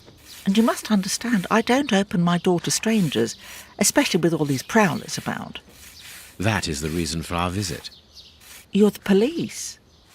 No, Henry is a friend of ours. He expressed his concern to us about these intruders. We're here at his request. I'm not surprised. Mr. Henry, while he might seem strange at first, is a thoughtful and kind man. He must have noticed how worried I've been. Why, just this morning some of my washing was stolen, and I'm sure it was those ones who took it. It seems like the best place to start our investigation. May we step into your garden and then perhaps look into our friend's room? I don't see anything wrong with your looking over the garden, but his room... You understand, he didn't warn me. I understand.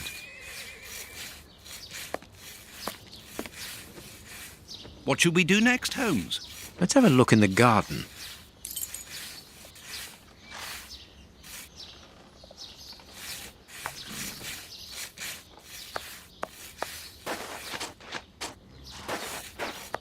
Closed.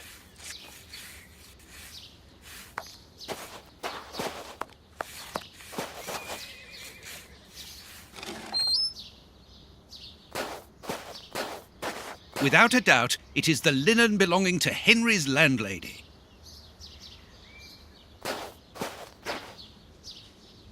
Indeed, there appears to be some linen missing.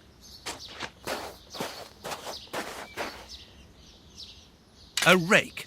Why take it, Holmes?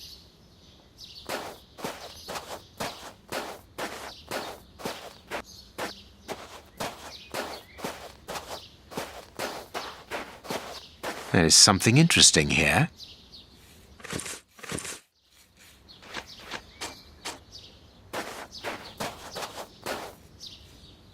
There should be a spade here.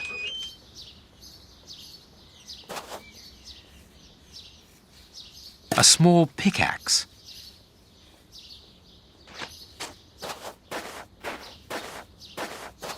There is something in... Good, we can pass.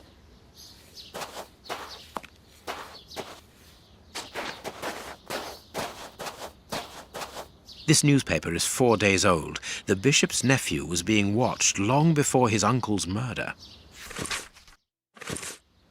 The remains of a small meal. Someone has stayed here rather a long time. Nothing of interest here.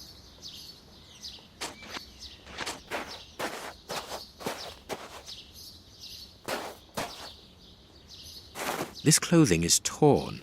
The man who stole it must have caught it on a tree when he stood upon the fence.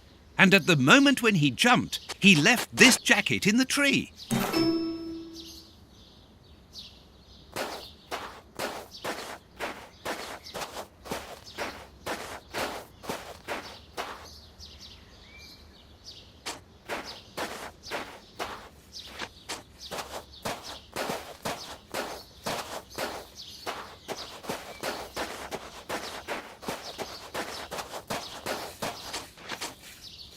To let.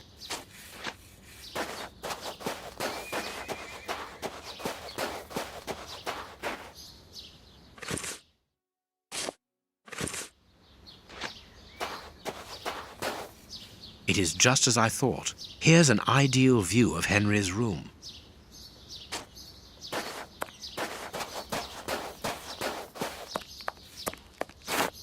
Is this the washing you were looking for? Oh, yes, that's it. Where did you find it? On the ground, doubtless blown there by the wind. They didn't steal it, then. I'd have felt better knowing that those lurkers were nothing more than clothes thieves. That is not the case, madam.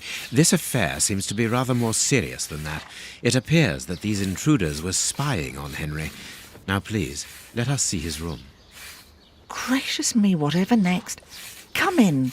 Take the first door on the left. It's open. He never locks it. Never? No, never. Well, you know him. He doesn't do things like everyone else. He lives in a world of his own. When did you see him last? Did he say anything to you? Yesterday morning. He just muttered a few words. I can't always understand what he's saying. When he does talk, that is. I can ask him a question, but he just stares off somewhere. The floor, the ceiling, as if I wasn't there. At first I found it strange, but I've gotten used to it. Yes, I know exactly what you mean. He's sometimes nervous too, isn't he? Oh, yes. As soon as anything upsets him. Even when he's alone in his room, he gets cross. And then the next second he is standing stock still. He stares off into space and calms down again as fast as he became angry.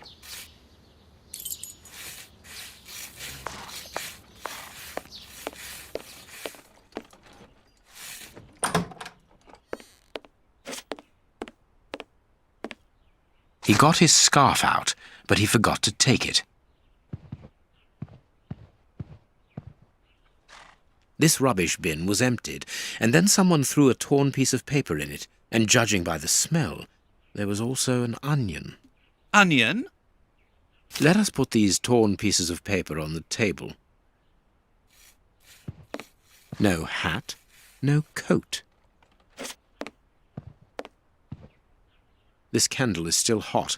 It's been used recently. During the day? Whatever for?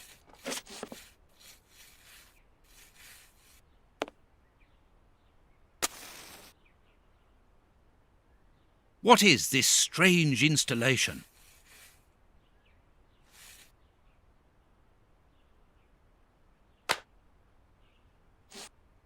What is this?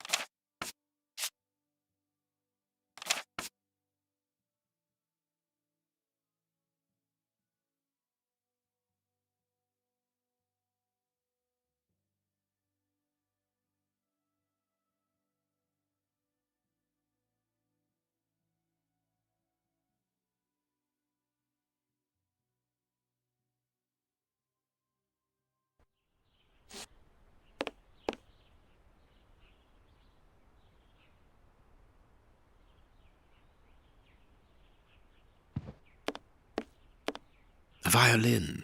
It is a lovely one, but where's its case? It is an impressive library for someone living alone. And he's read all that? Impressive. There is something interesting here.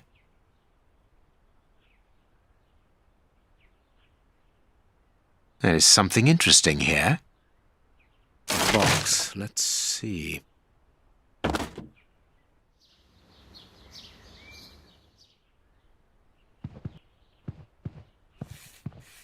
Someone emptied a bag here.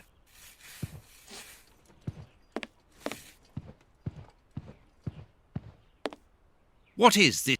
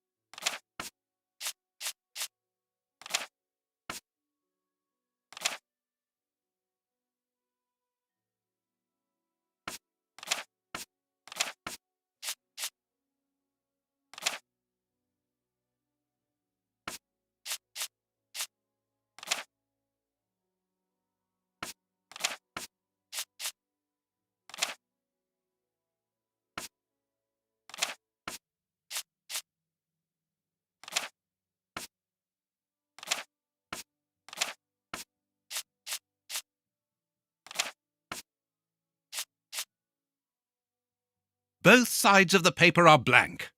All this for nothing, Holmes. Perhaps not, Watson. What is this strange installation?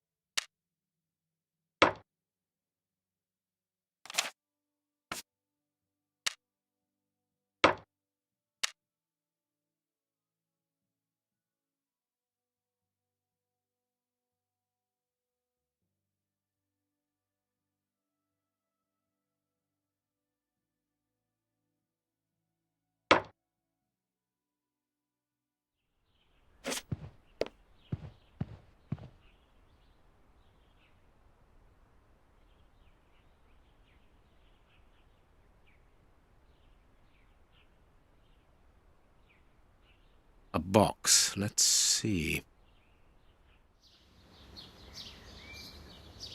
He scratched the lock's cipher codes for himself. Watson, write them down for us. It is noted.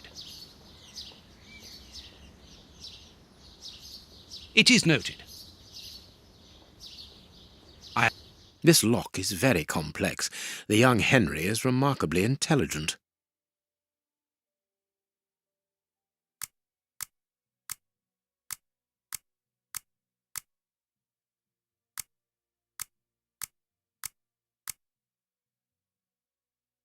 Empty.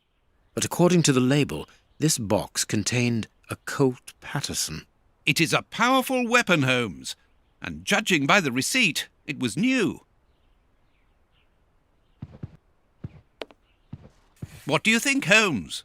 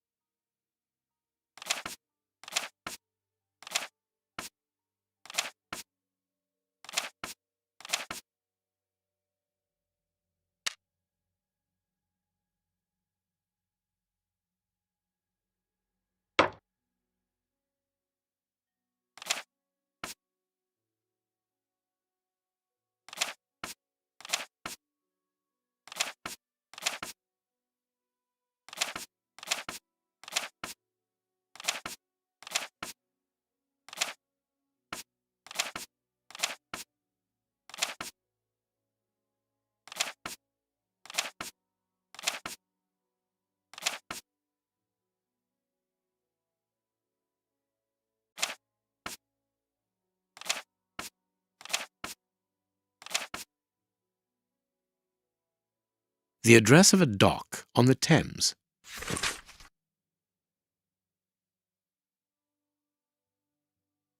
My dear Watson, in the garden and in this room, pieces are missing that should never have left their places.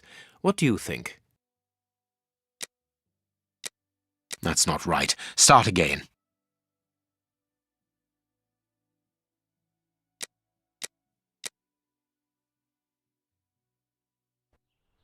Quick, Watson, there's not a moment to lose. Go and thank that charming lady while I try to recapture our new friend.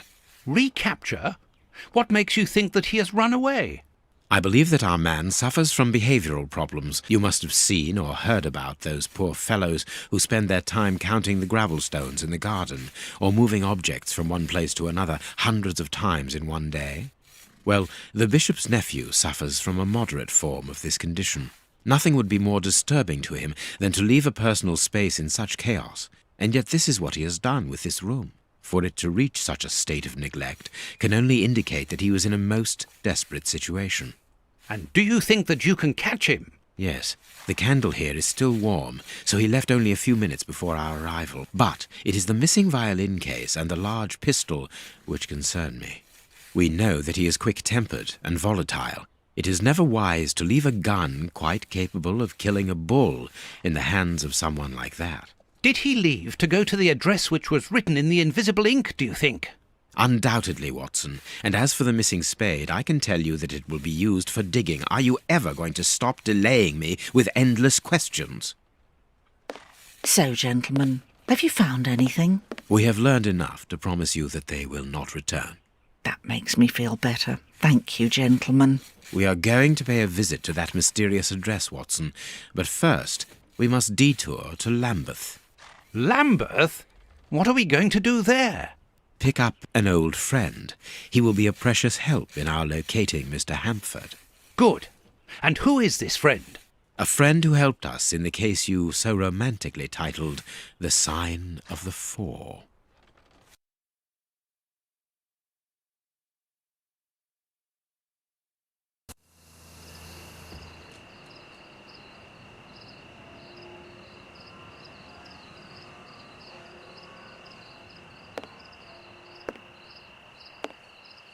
Here we are at the address that the nephew took such care to hide. I wonder what it is that links this place with the bishop's murder. The reason for the quarrel between the young man and his uncle is somewhere here in this industrial area, and that is what he has come to look for this evening. It's an enormous area, and there are dozens of potential hiding places. How on earth are we going to find him? The old dog Toby is the best sleuth hound in town. If the extraordinary Mr. Hampford is here, Toby will find him without any doubt. But I've rarely seen such an old dog. Do you really trust his sense of smell, Holmes? Absolutely. Besides, you are going to follow him. Take the bark and go around that disused factory. If the nephew wishes to run away, he can do so only through there. If you find him, hold on to him until I rejoin you. Very well. Get ready, Watson. Let the battle commence. Toby's sense of smell is legendary, but he needs to know what he is looking for. Search, Toby. Search. There's a good dog.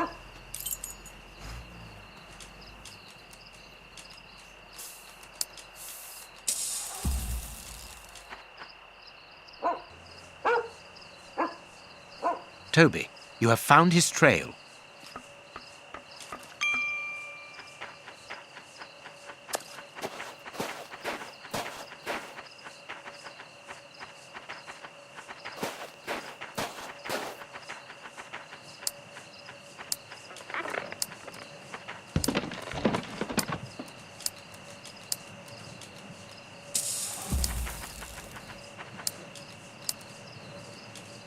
Our man came this way.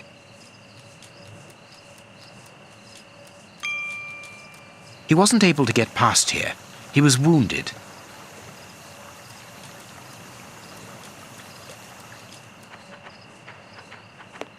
Nothing of interest here.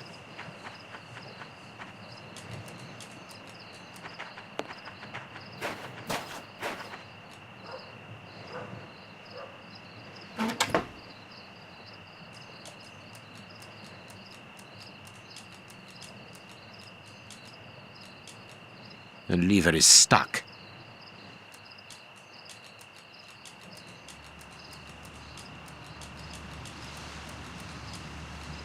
Closed.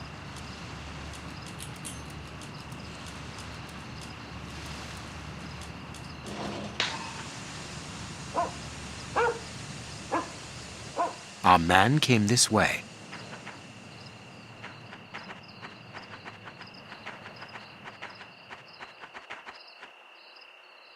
Grease.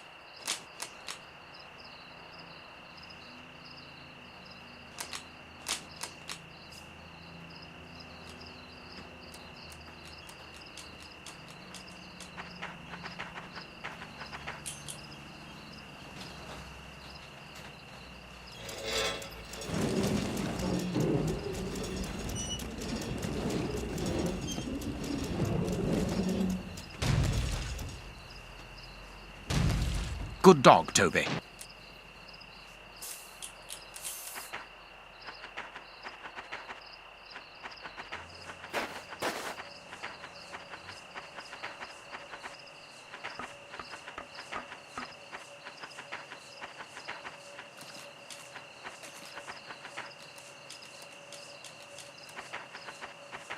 Locked from the inside.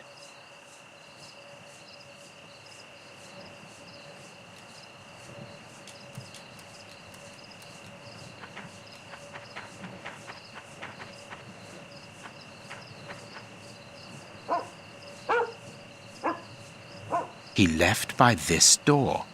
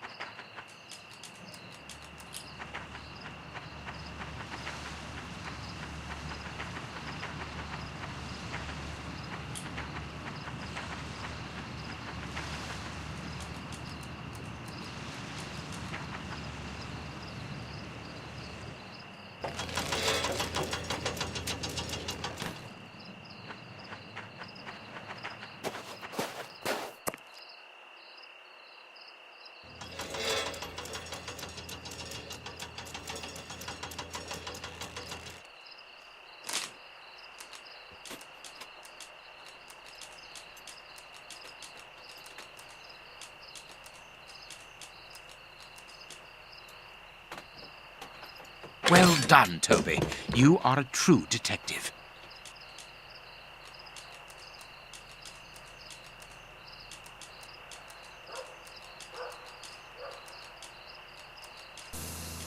The door is locked, but we can force it. The door is locked.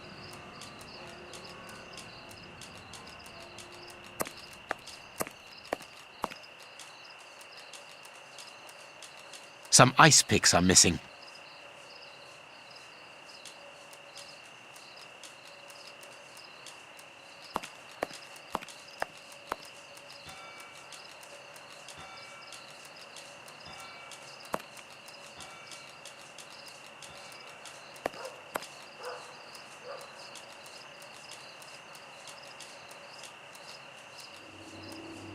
He used ice picks to climb through the window.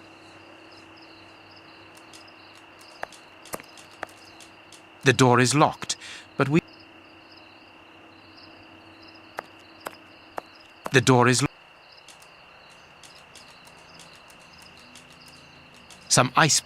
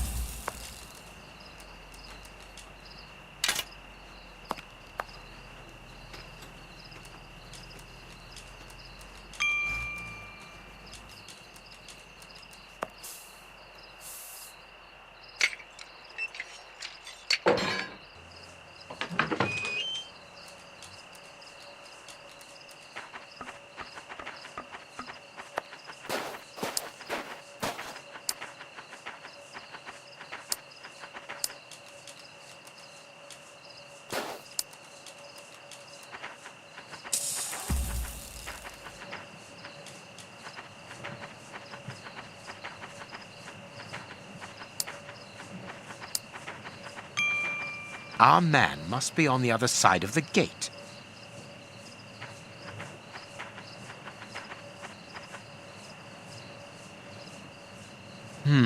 It would be better not to go down there.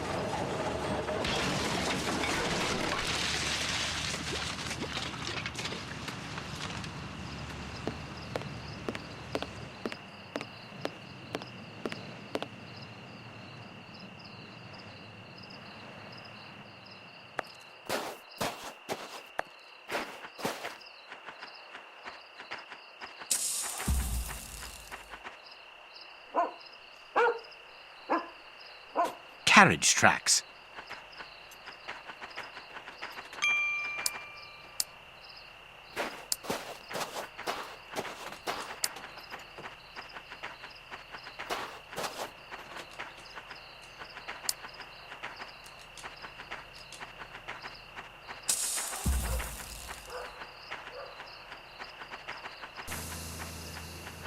Locked from the inside.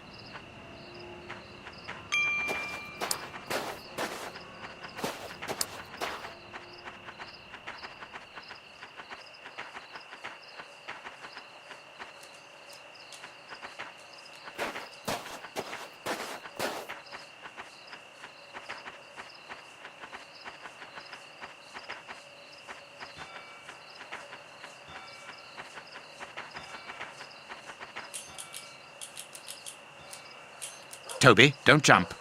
Let us find another way in.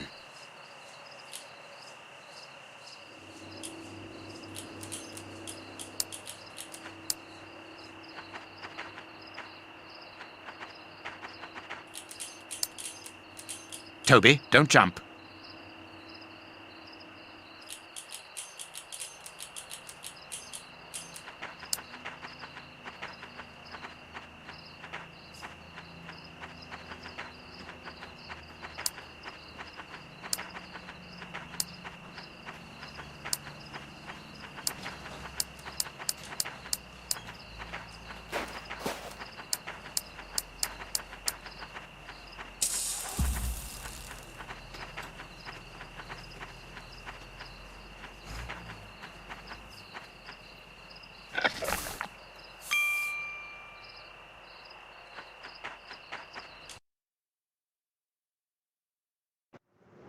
Search, Toby. Search. Here's a good dog.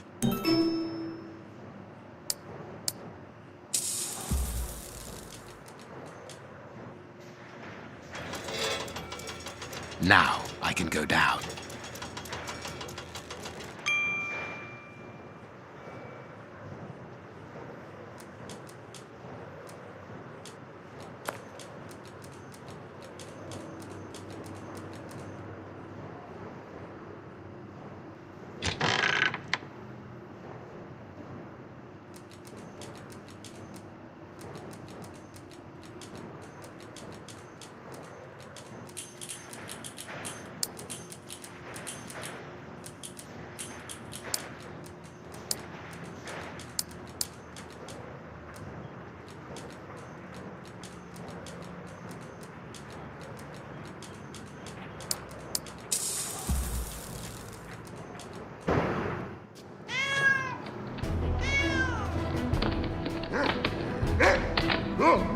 Aren't you too old for this, Toby?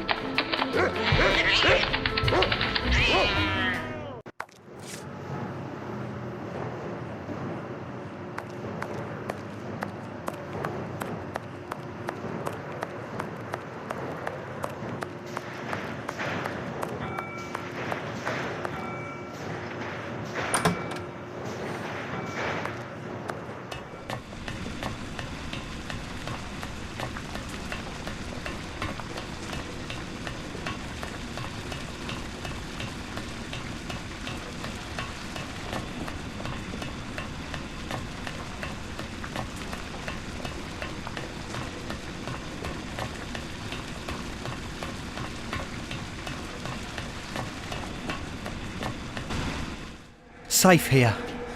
Safe. Whew. Ah!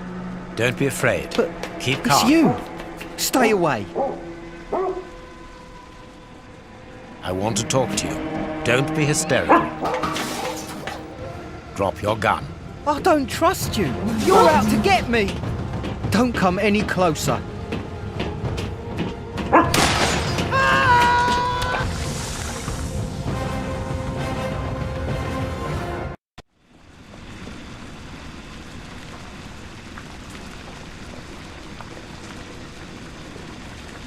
The poor man. What a dreadful end. He has definitely gone. But why was he afraid of you? He was terrified when he saw you. He must have mistaken me for someone else. Let's go. We have nothing more to do here. We have been running around all night, Holmes, and I've had enough. And that poor young man. Let's find a police station and... There's no question of calling the police, is that understood? Instead, let us see how we might continue our investigation. Very well, Holmes.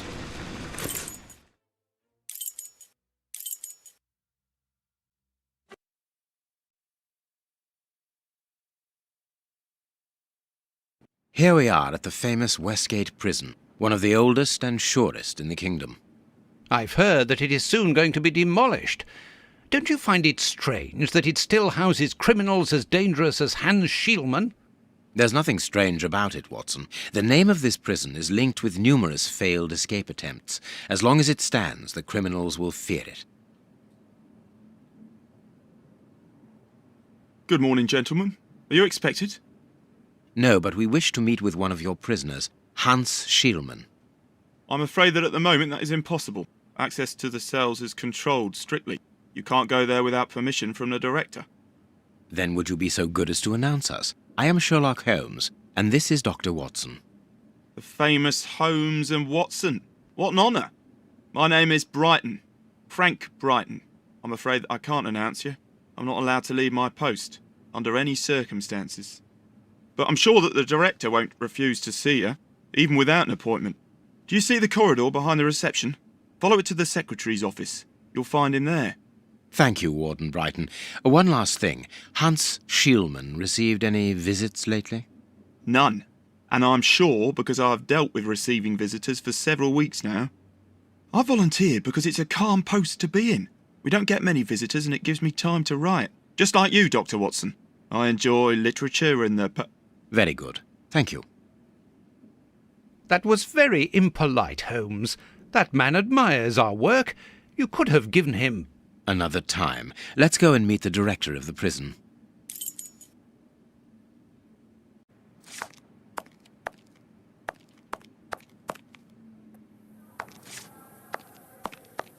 Sorry, but this area is prohibited without a pass.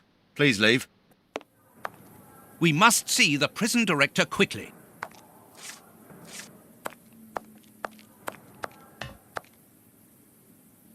Closed.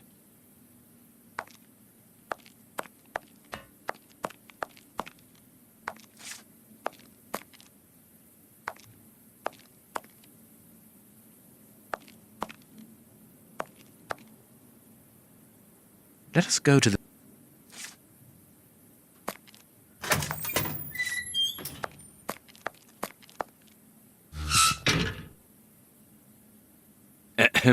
Good morning, miss. Oh, excuse me, I dropped off. Good morning, gentlemen. What can I do for you? I am Sherlock Holmes, and this is Dr. Watson. We would like to talk to the director. I'll just go and see if he can receive you.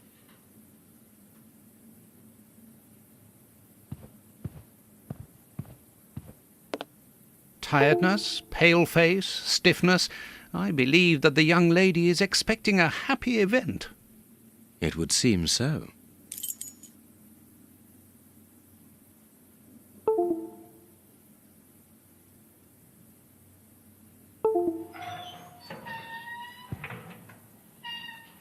This charming secretary is Miss Jenny Patterson. This small rack is for urgent letters to be given immediately to the director.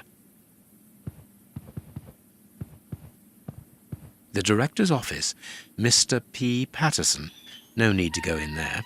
Strange. The director and the secretary have the same name.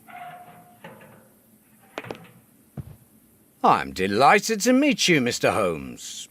I am Paul Patterson, director of this establishment. You wish to talk to me?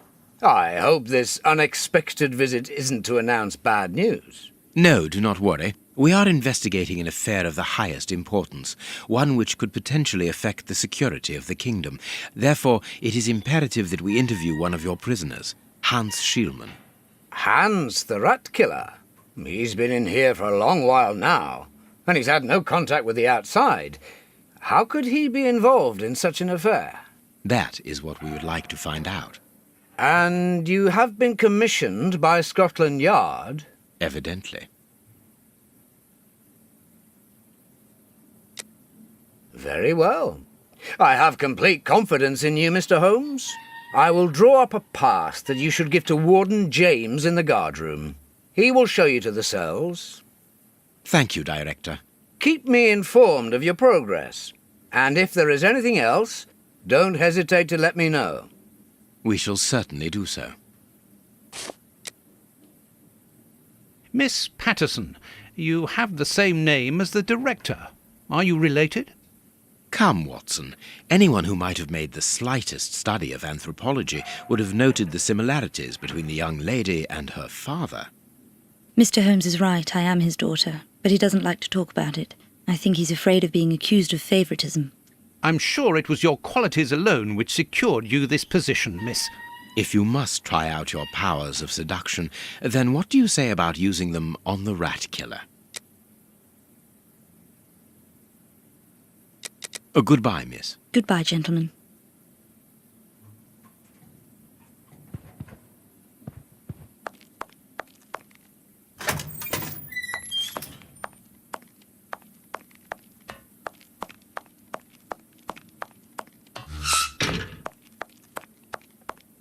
Sorry, but this area is prohibited without a pass. Please leave. Ah, you've got a pass for the high security area. It's the door at the end. Go ahead.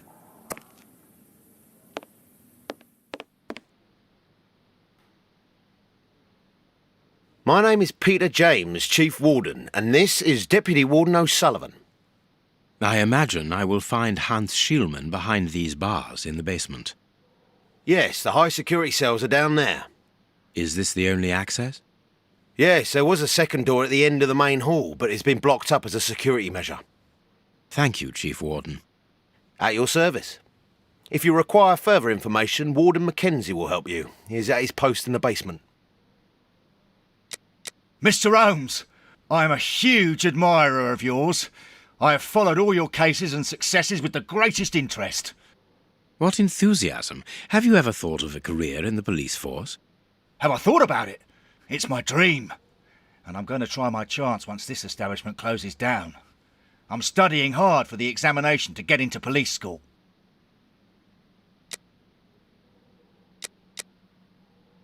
Tell me about the prisoners, Warden James. We only have a few. As you might be aware, the days of this place are numbered. Therefore, we no longer receive new prisoners. Those who are already here are among the most dangerous in London. We have 3 at the moment. Hans the Rat Killer and the Flint Brothers. The Flint Brothers? Yes, 2 rather simple-minded maniacs who detest one another despite their relation. They massacred their parents and decapitated their neighbours. It took more than 9 policemen to overpower them. See you later, Mr. Holmes.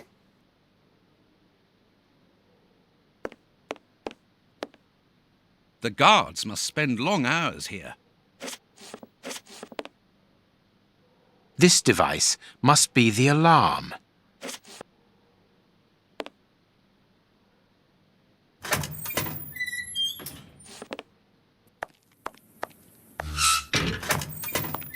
Here's the famous high-security area.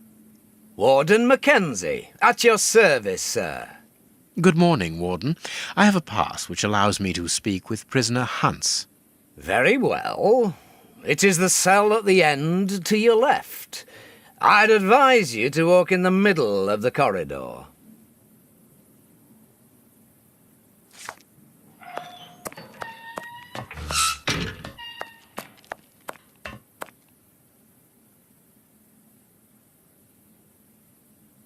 Hans Schielmann, I require some information from you.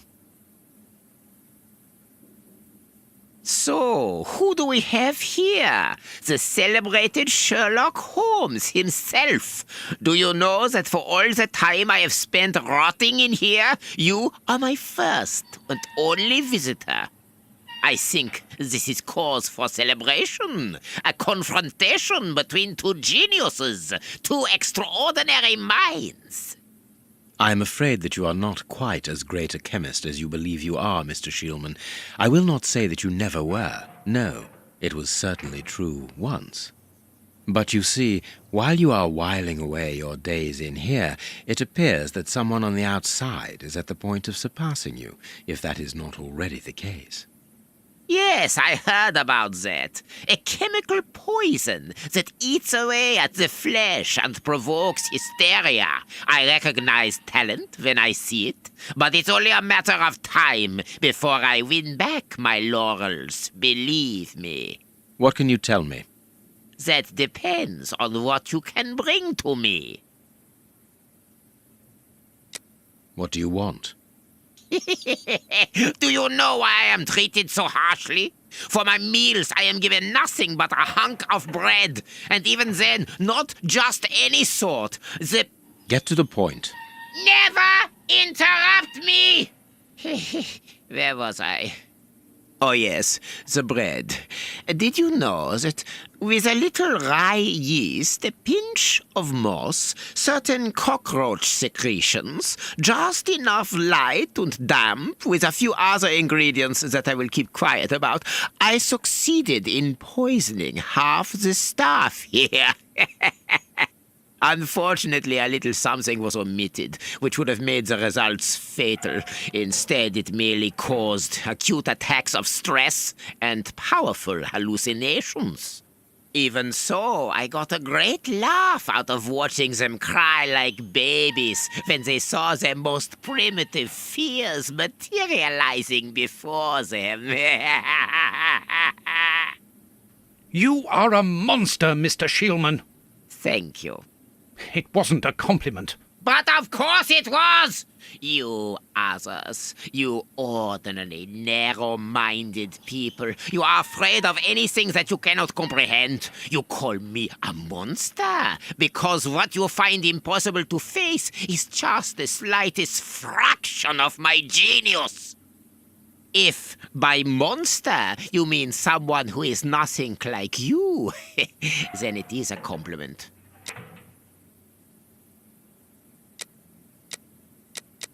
What do you need? Very little. Just something to write with. You see, my brain races like an engine with too many thoughts. I see them crackle and explode into thousands of formulae right in front of me. What a torture not to be able to write them down. What a hell to see them vanish just as quickly as they appear to me. Just bring me something that I can write with. That's all. That seems an easy enough request to fulfill. But listen, I don't want a vulgar inkwell and a pigeon's feather. No, I need material fit for my talent. I want my ink pen. Bring it to me, and I will be happy to pass on to you a little of my knowledge of modern chemistry. Where is it? It was confiscated upon my arrival here. I suppose it might be in my locker, in the locker room. Leave me now, and don't come back without my ink pen. See you soon, Mr. Holmes.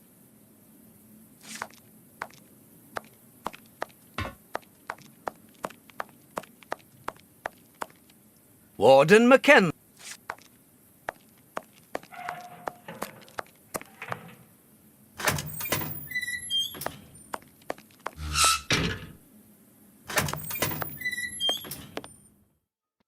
I'm glad to have been. Can you tell me where I might find the locker room? In the corridor that leads to the director's office. That's where the prisoners' civilian stuff is held. But seeing the length of their sentences, they've little chance of ever getting it back. Can you open the locker room for us? We would like to inspect Shieldman's personal items. No, Mr. Holmes. I'm not responsible for that. You will find the keys in the Secretary's office. See you later, Mr. Holmes.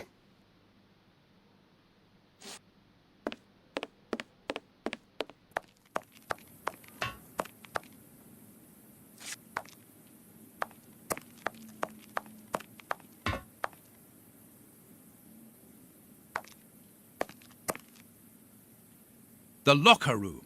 This is...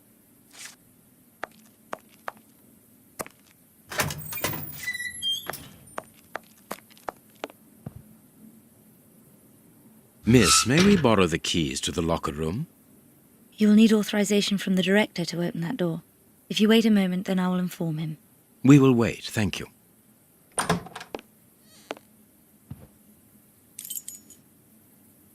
Anything new, Mr. Holmes?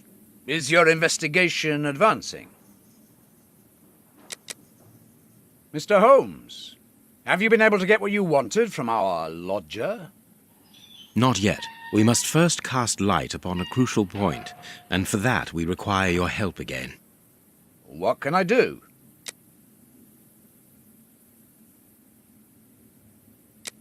We need to examine Shieldman's civilian clothing. Very well, but be extremely careful. What do you mean? In that madman's compartment, you will find a strange little coded case which refused point blank to open when he was incarcerated. We did try to force it, but without success. Didn't you ask the experts? Of course we did. Experts from Scotland Yard came to examine it, but they came to the conclusion that it was better that the case remain shut than tamper with it too much. I see. They were afraid that some poison or other might escape if it was opened. Exactly. Bear in mind that this man is an evil genius, a master poisoner, and that his poisons are never ordinary. Here's the key to the locker room. I give you the authorization to open it. Good. Thank you, Mr. Patterson. Miss Patterson, the guards are still waiting for you to put up the duty list. Do it as soon as possible. Without it, the changing of the guard cannot take place. Or had you forgotten?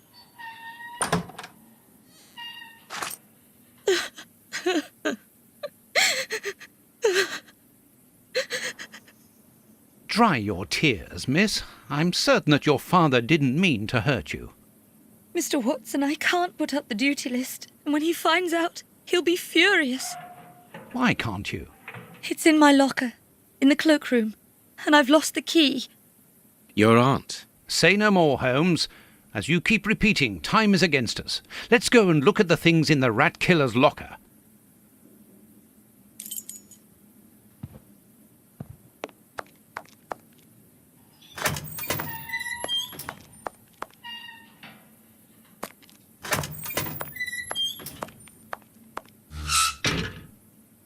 Here is the locker of our friend, Hans, the mad scientist.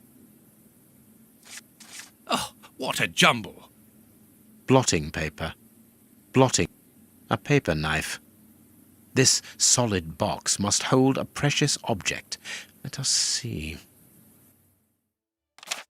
Blotting paper. I can't do that.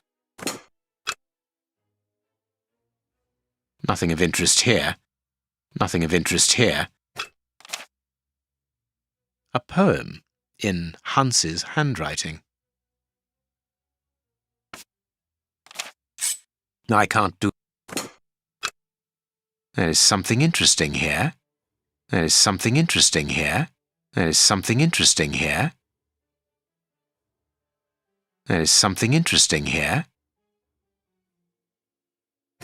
Blotting paper. Blotting paper.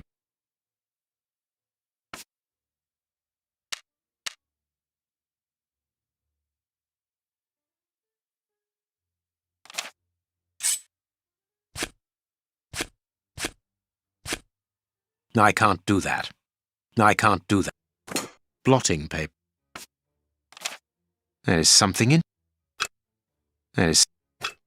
Blotting paper. Blotting. There is something... There is some...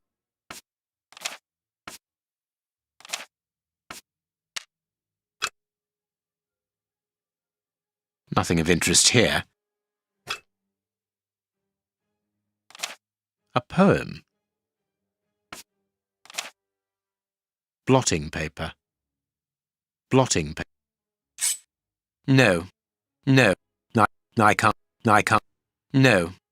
I can't. Blotting. Nothing of interest. Blotting paper. This solid...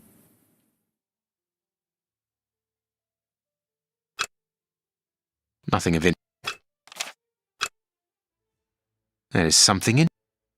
There is something in... There is something... There is some... Blotting paper.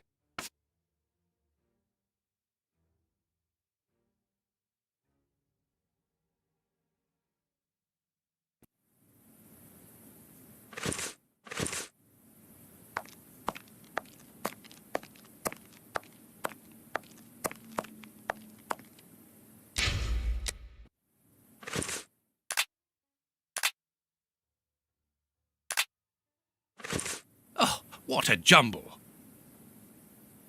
Blotting paper. This solid box.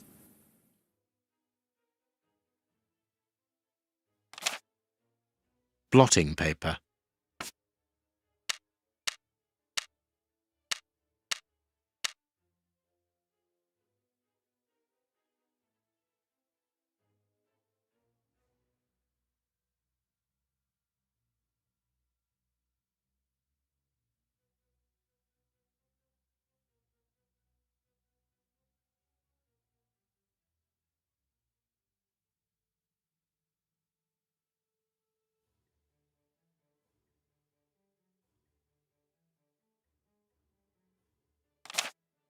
There is...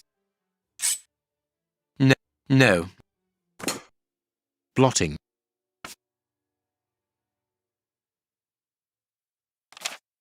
Blotting paper. Blotting. Blot. Blot. Blot. This cannot be a simple coincidence. There is something interesting here.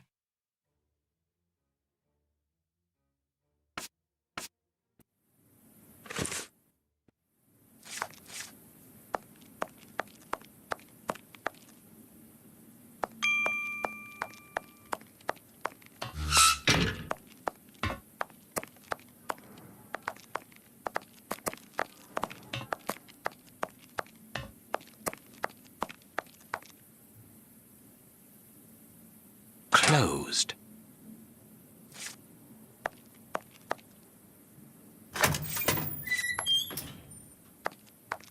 Oh. This... There is something interesting. There is something...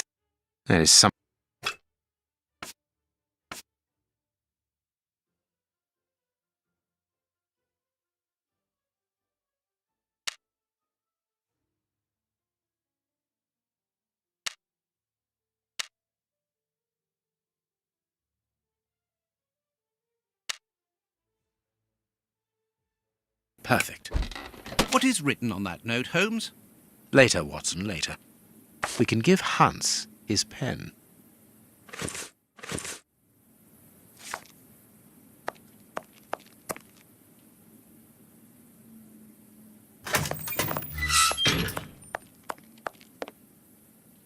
But...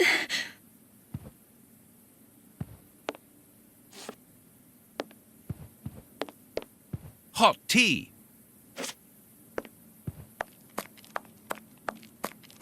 What should we do? We can give...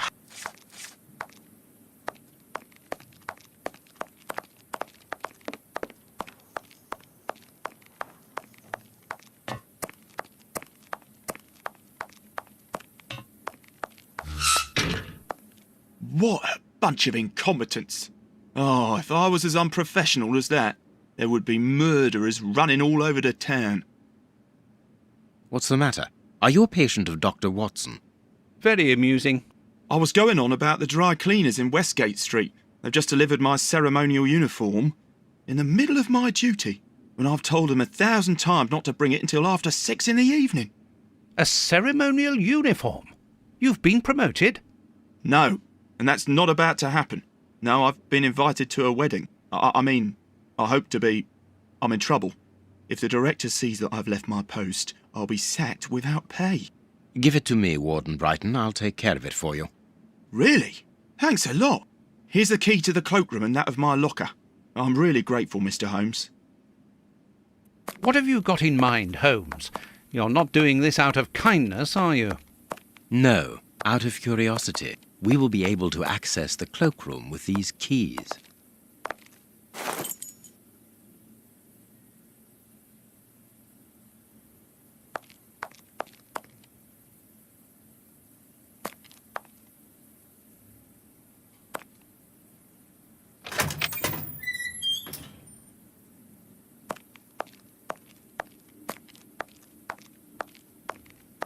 Miss Patterson. Here is Brighton's locker. Here is Brighton.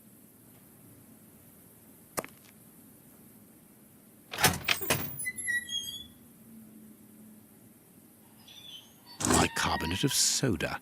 Brighton must have an upset stomach, caused by stress, without a doubt. The name on the key is Jenny Patterson. That is interesting. I need something.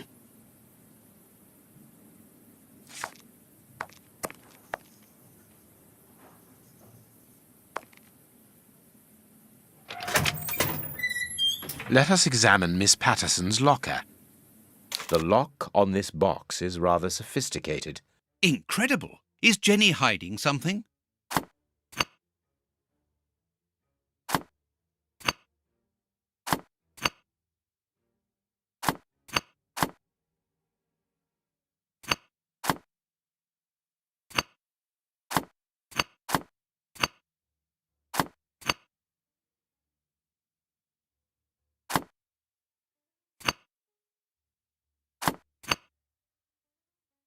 It's really very clever. Little Jenny is astonishing. Here is the famous guard duty list. Interesting. A locket sealing the relation between Jenny and Warden Brighton. Decidedly, this boy is not a great poet. A letter from Brighton to Jenny. Barely literate.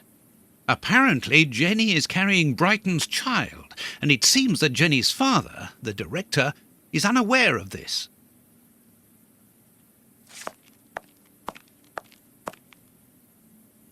I need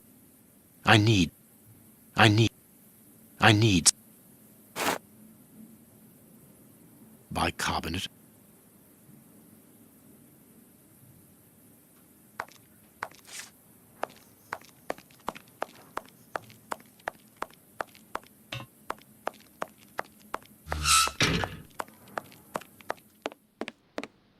Sorry, Mr. Holmes, you can't go into the basement for the moment.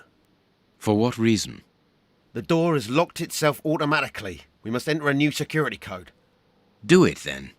Miss Patterson hasn't put up the guard duty list yet. Without that information, we don't know who's authorised to take note of the new code. So Mackenzie is locked in the high security zone. Yes, but don't worry about him. He's trained for this sort of dysfunction. Why not ask the director to take note of the code and open the door? He isn't allowed to, and I doubt that he would run the risk of going against the orders of the administration centre. Anyway, the bars in the high security section are joined to the alarm system, which is in that room. We only need to sound it to unblock, but you see we can't do that now. We'll try to find the duty list, Warden James.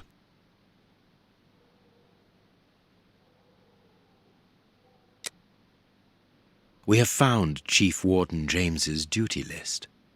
Good. Thank you, Mr. Holmes. Let's see. O'Sullivan, it's you who takes over from Mackenzie. Take note of the code, please, and unblock the door. At once, Chief.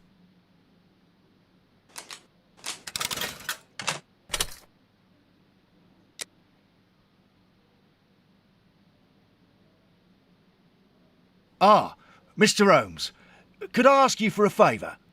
Please do. I think I can say on behalf of all the staff that we would be honoured if you would care to write something in our guest book.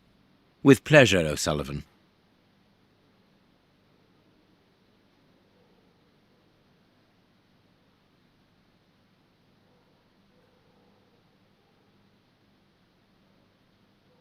You seem worn out, O'Sullivan. A good night's sleep would do you good. A good night's sleep would do me good. You're right, Mr. Holmes. Is something worrying you? As you know, Westgate prison will soon be demolished, and I'm spending most of my nights studying for my exam to join the police. You understand, I have to think about my future, so sleep isn't a priority at the moment. Scotland Yard is always looking for young, competent and motivated men. Would a letter of recommendation from me allow you to get some sleep? What? A letter from Mr. Sherlock Holmes recommending me for Scotland Yard? Are you quite serious? Completely serious, my young friend. May I use this writing paper, the one on your desk? 1,000 thanks, Mr. Holmes. 1,000 thanks. It is addressed to Inspector Baines, a good friend of mine. There's no need to remind you that it must be opened only by the person to whom it is addressed. Yes, of course. I'll give it to him personally. Thank you again, Mr. Holmes. At your service, Mr. Holmes.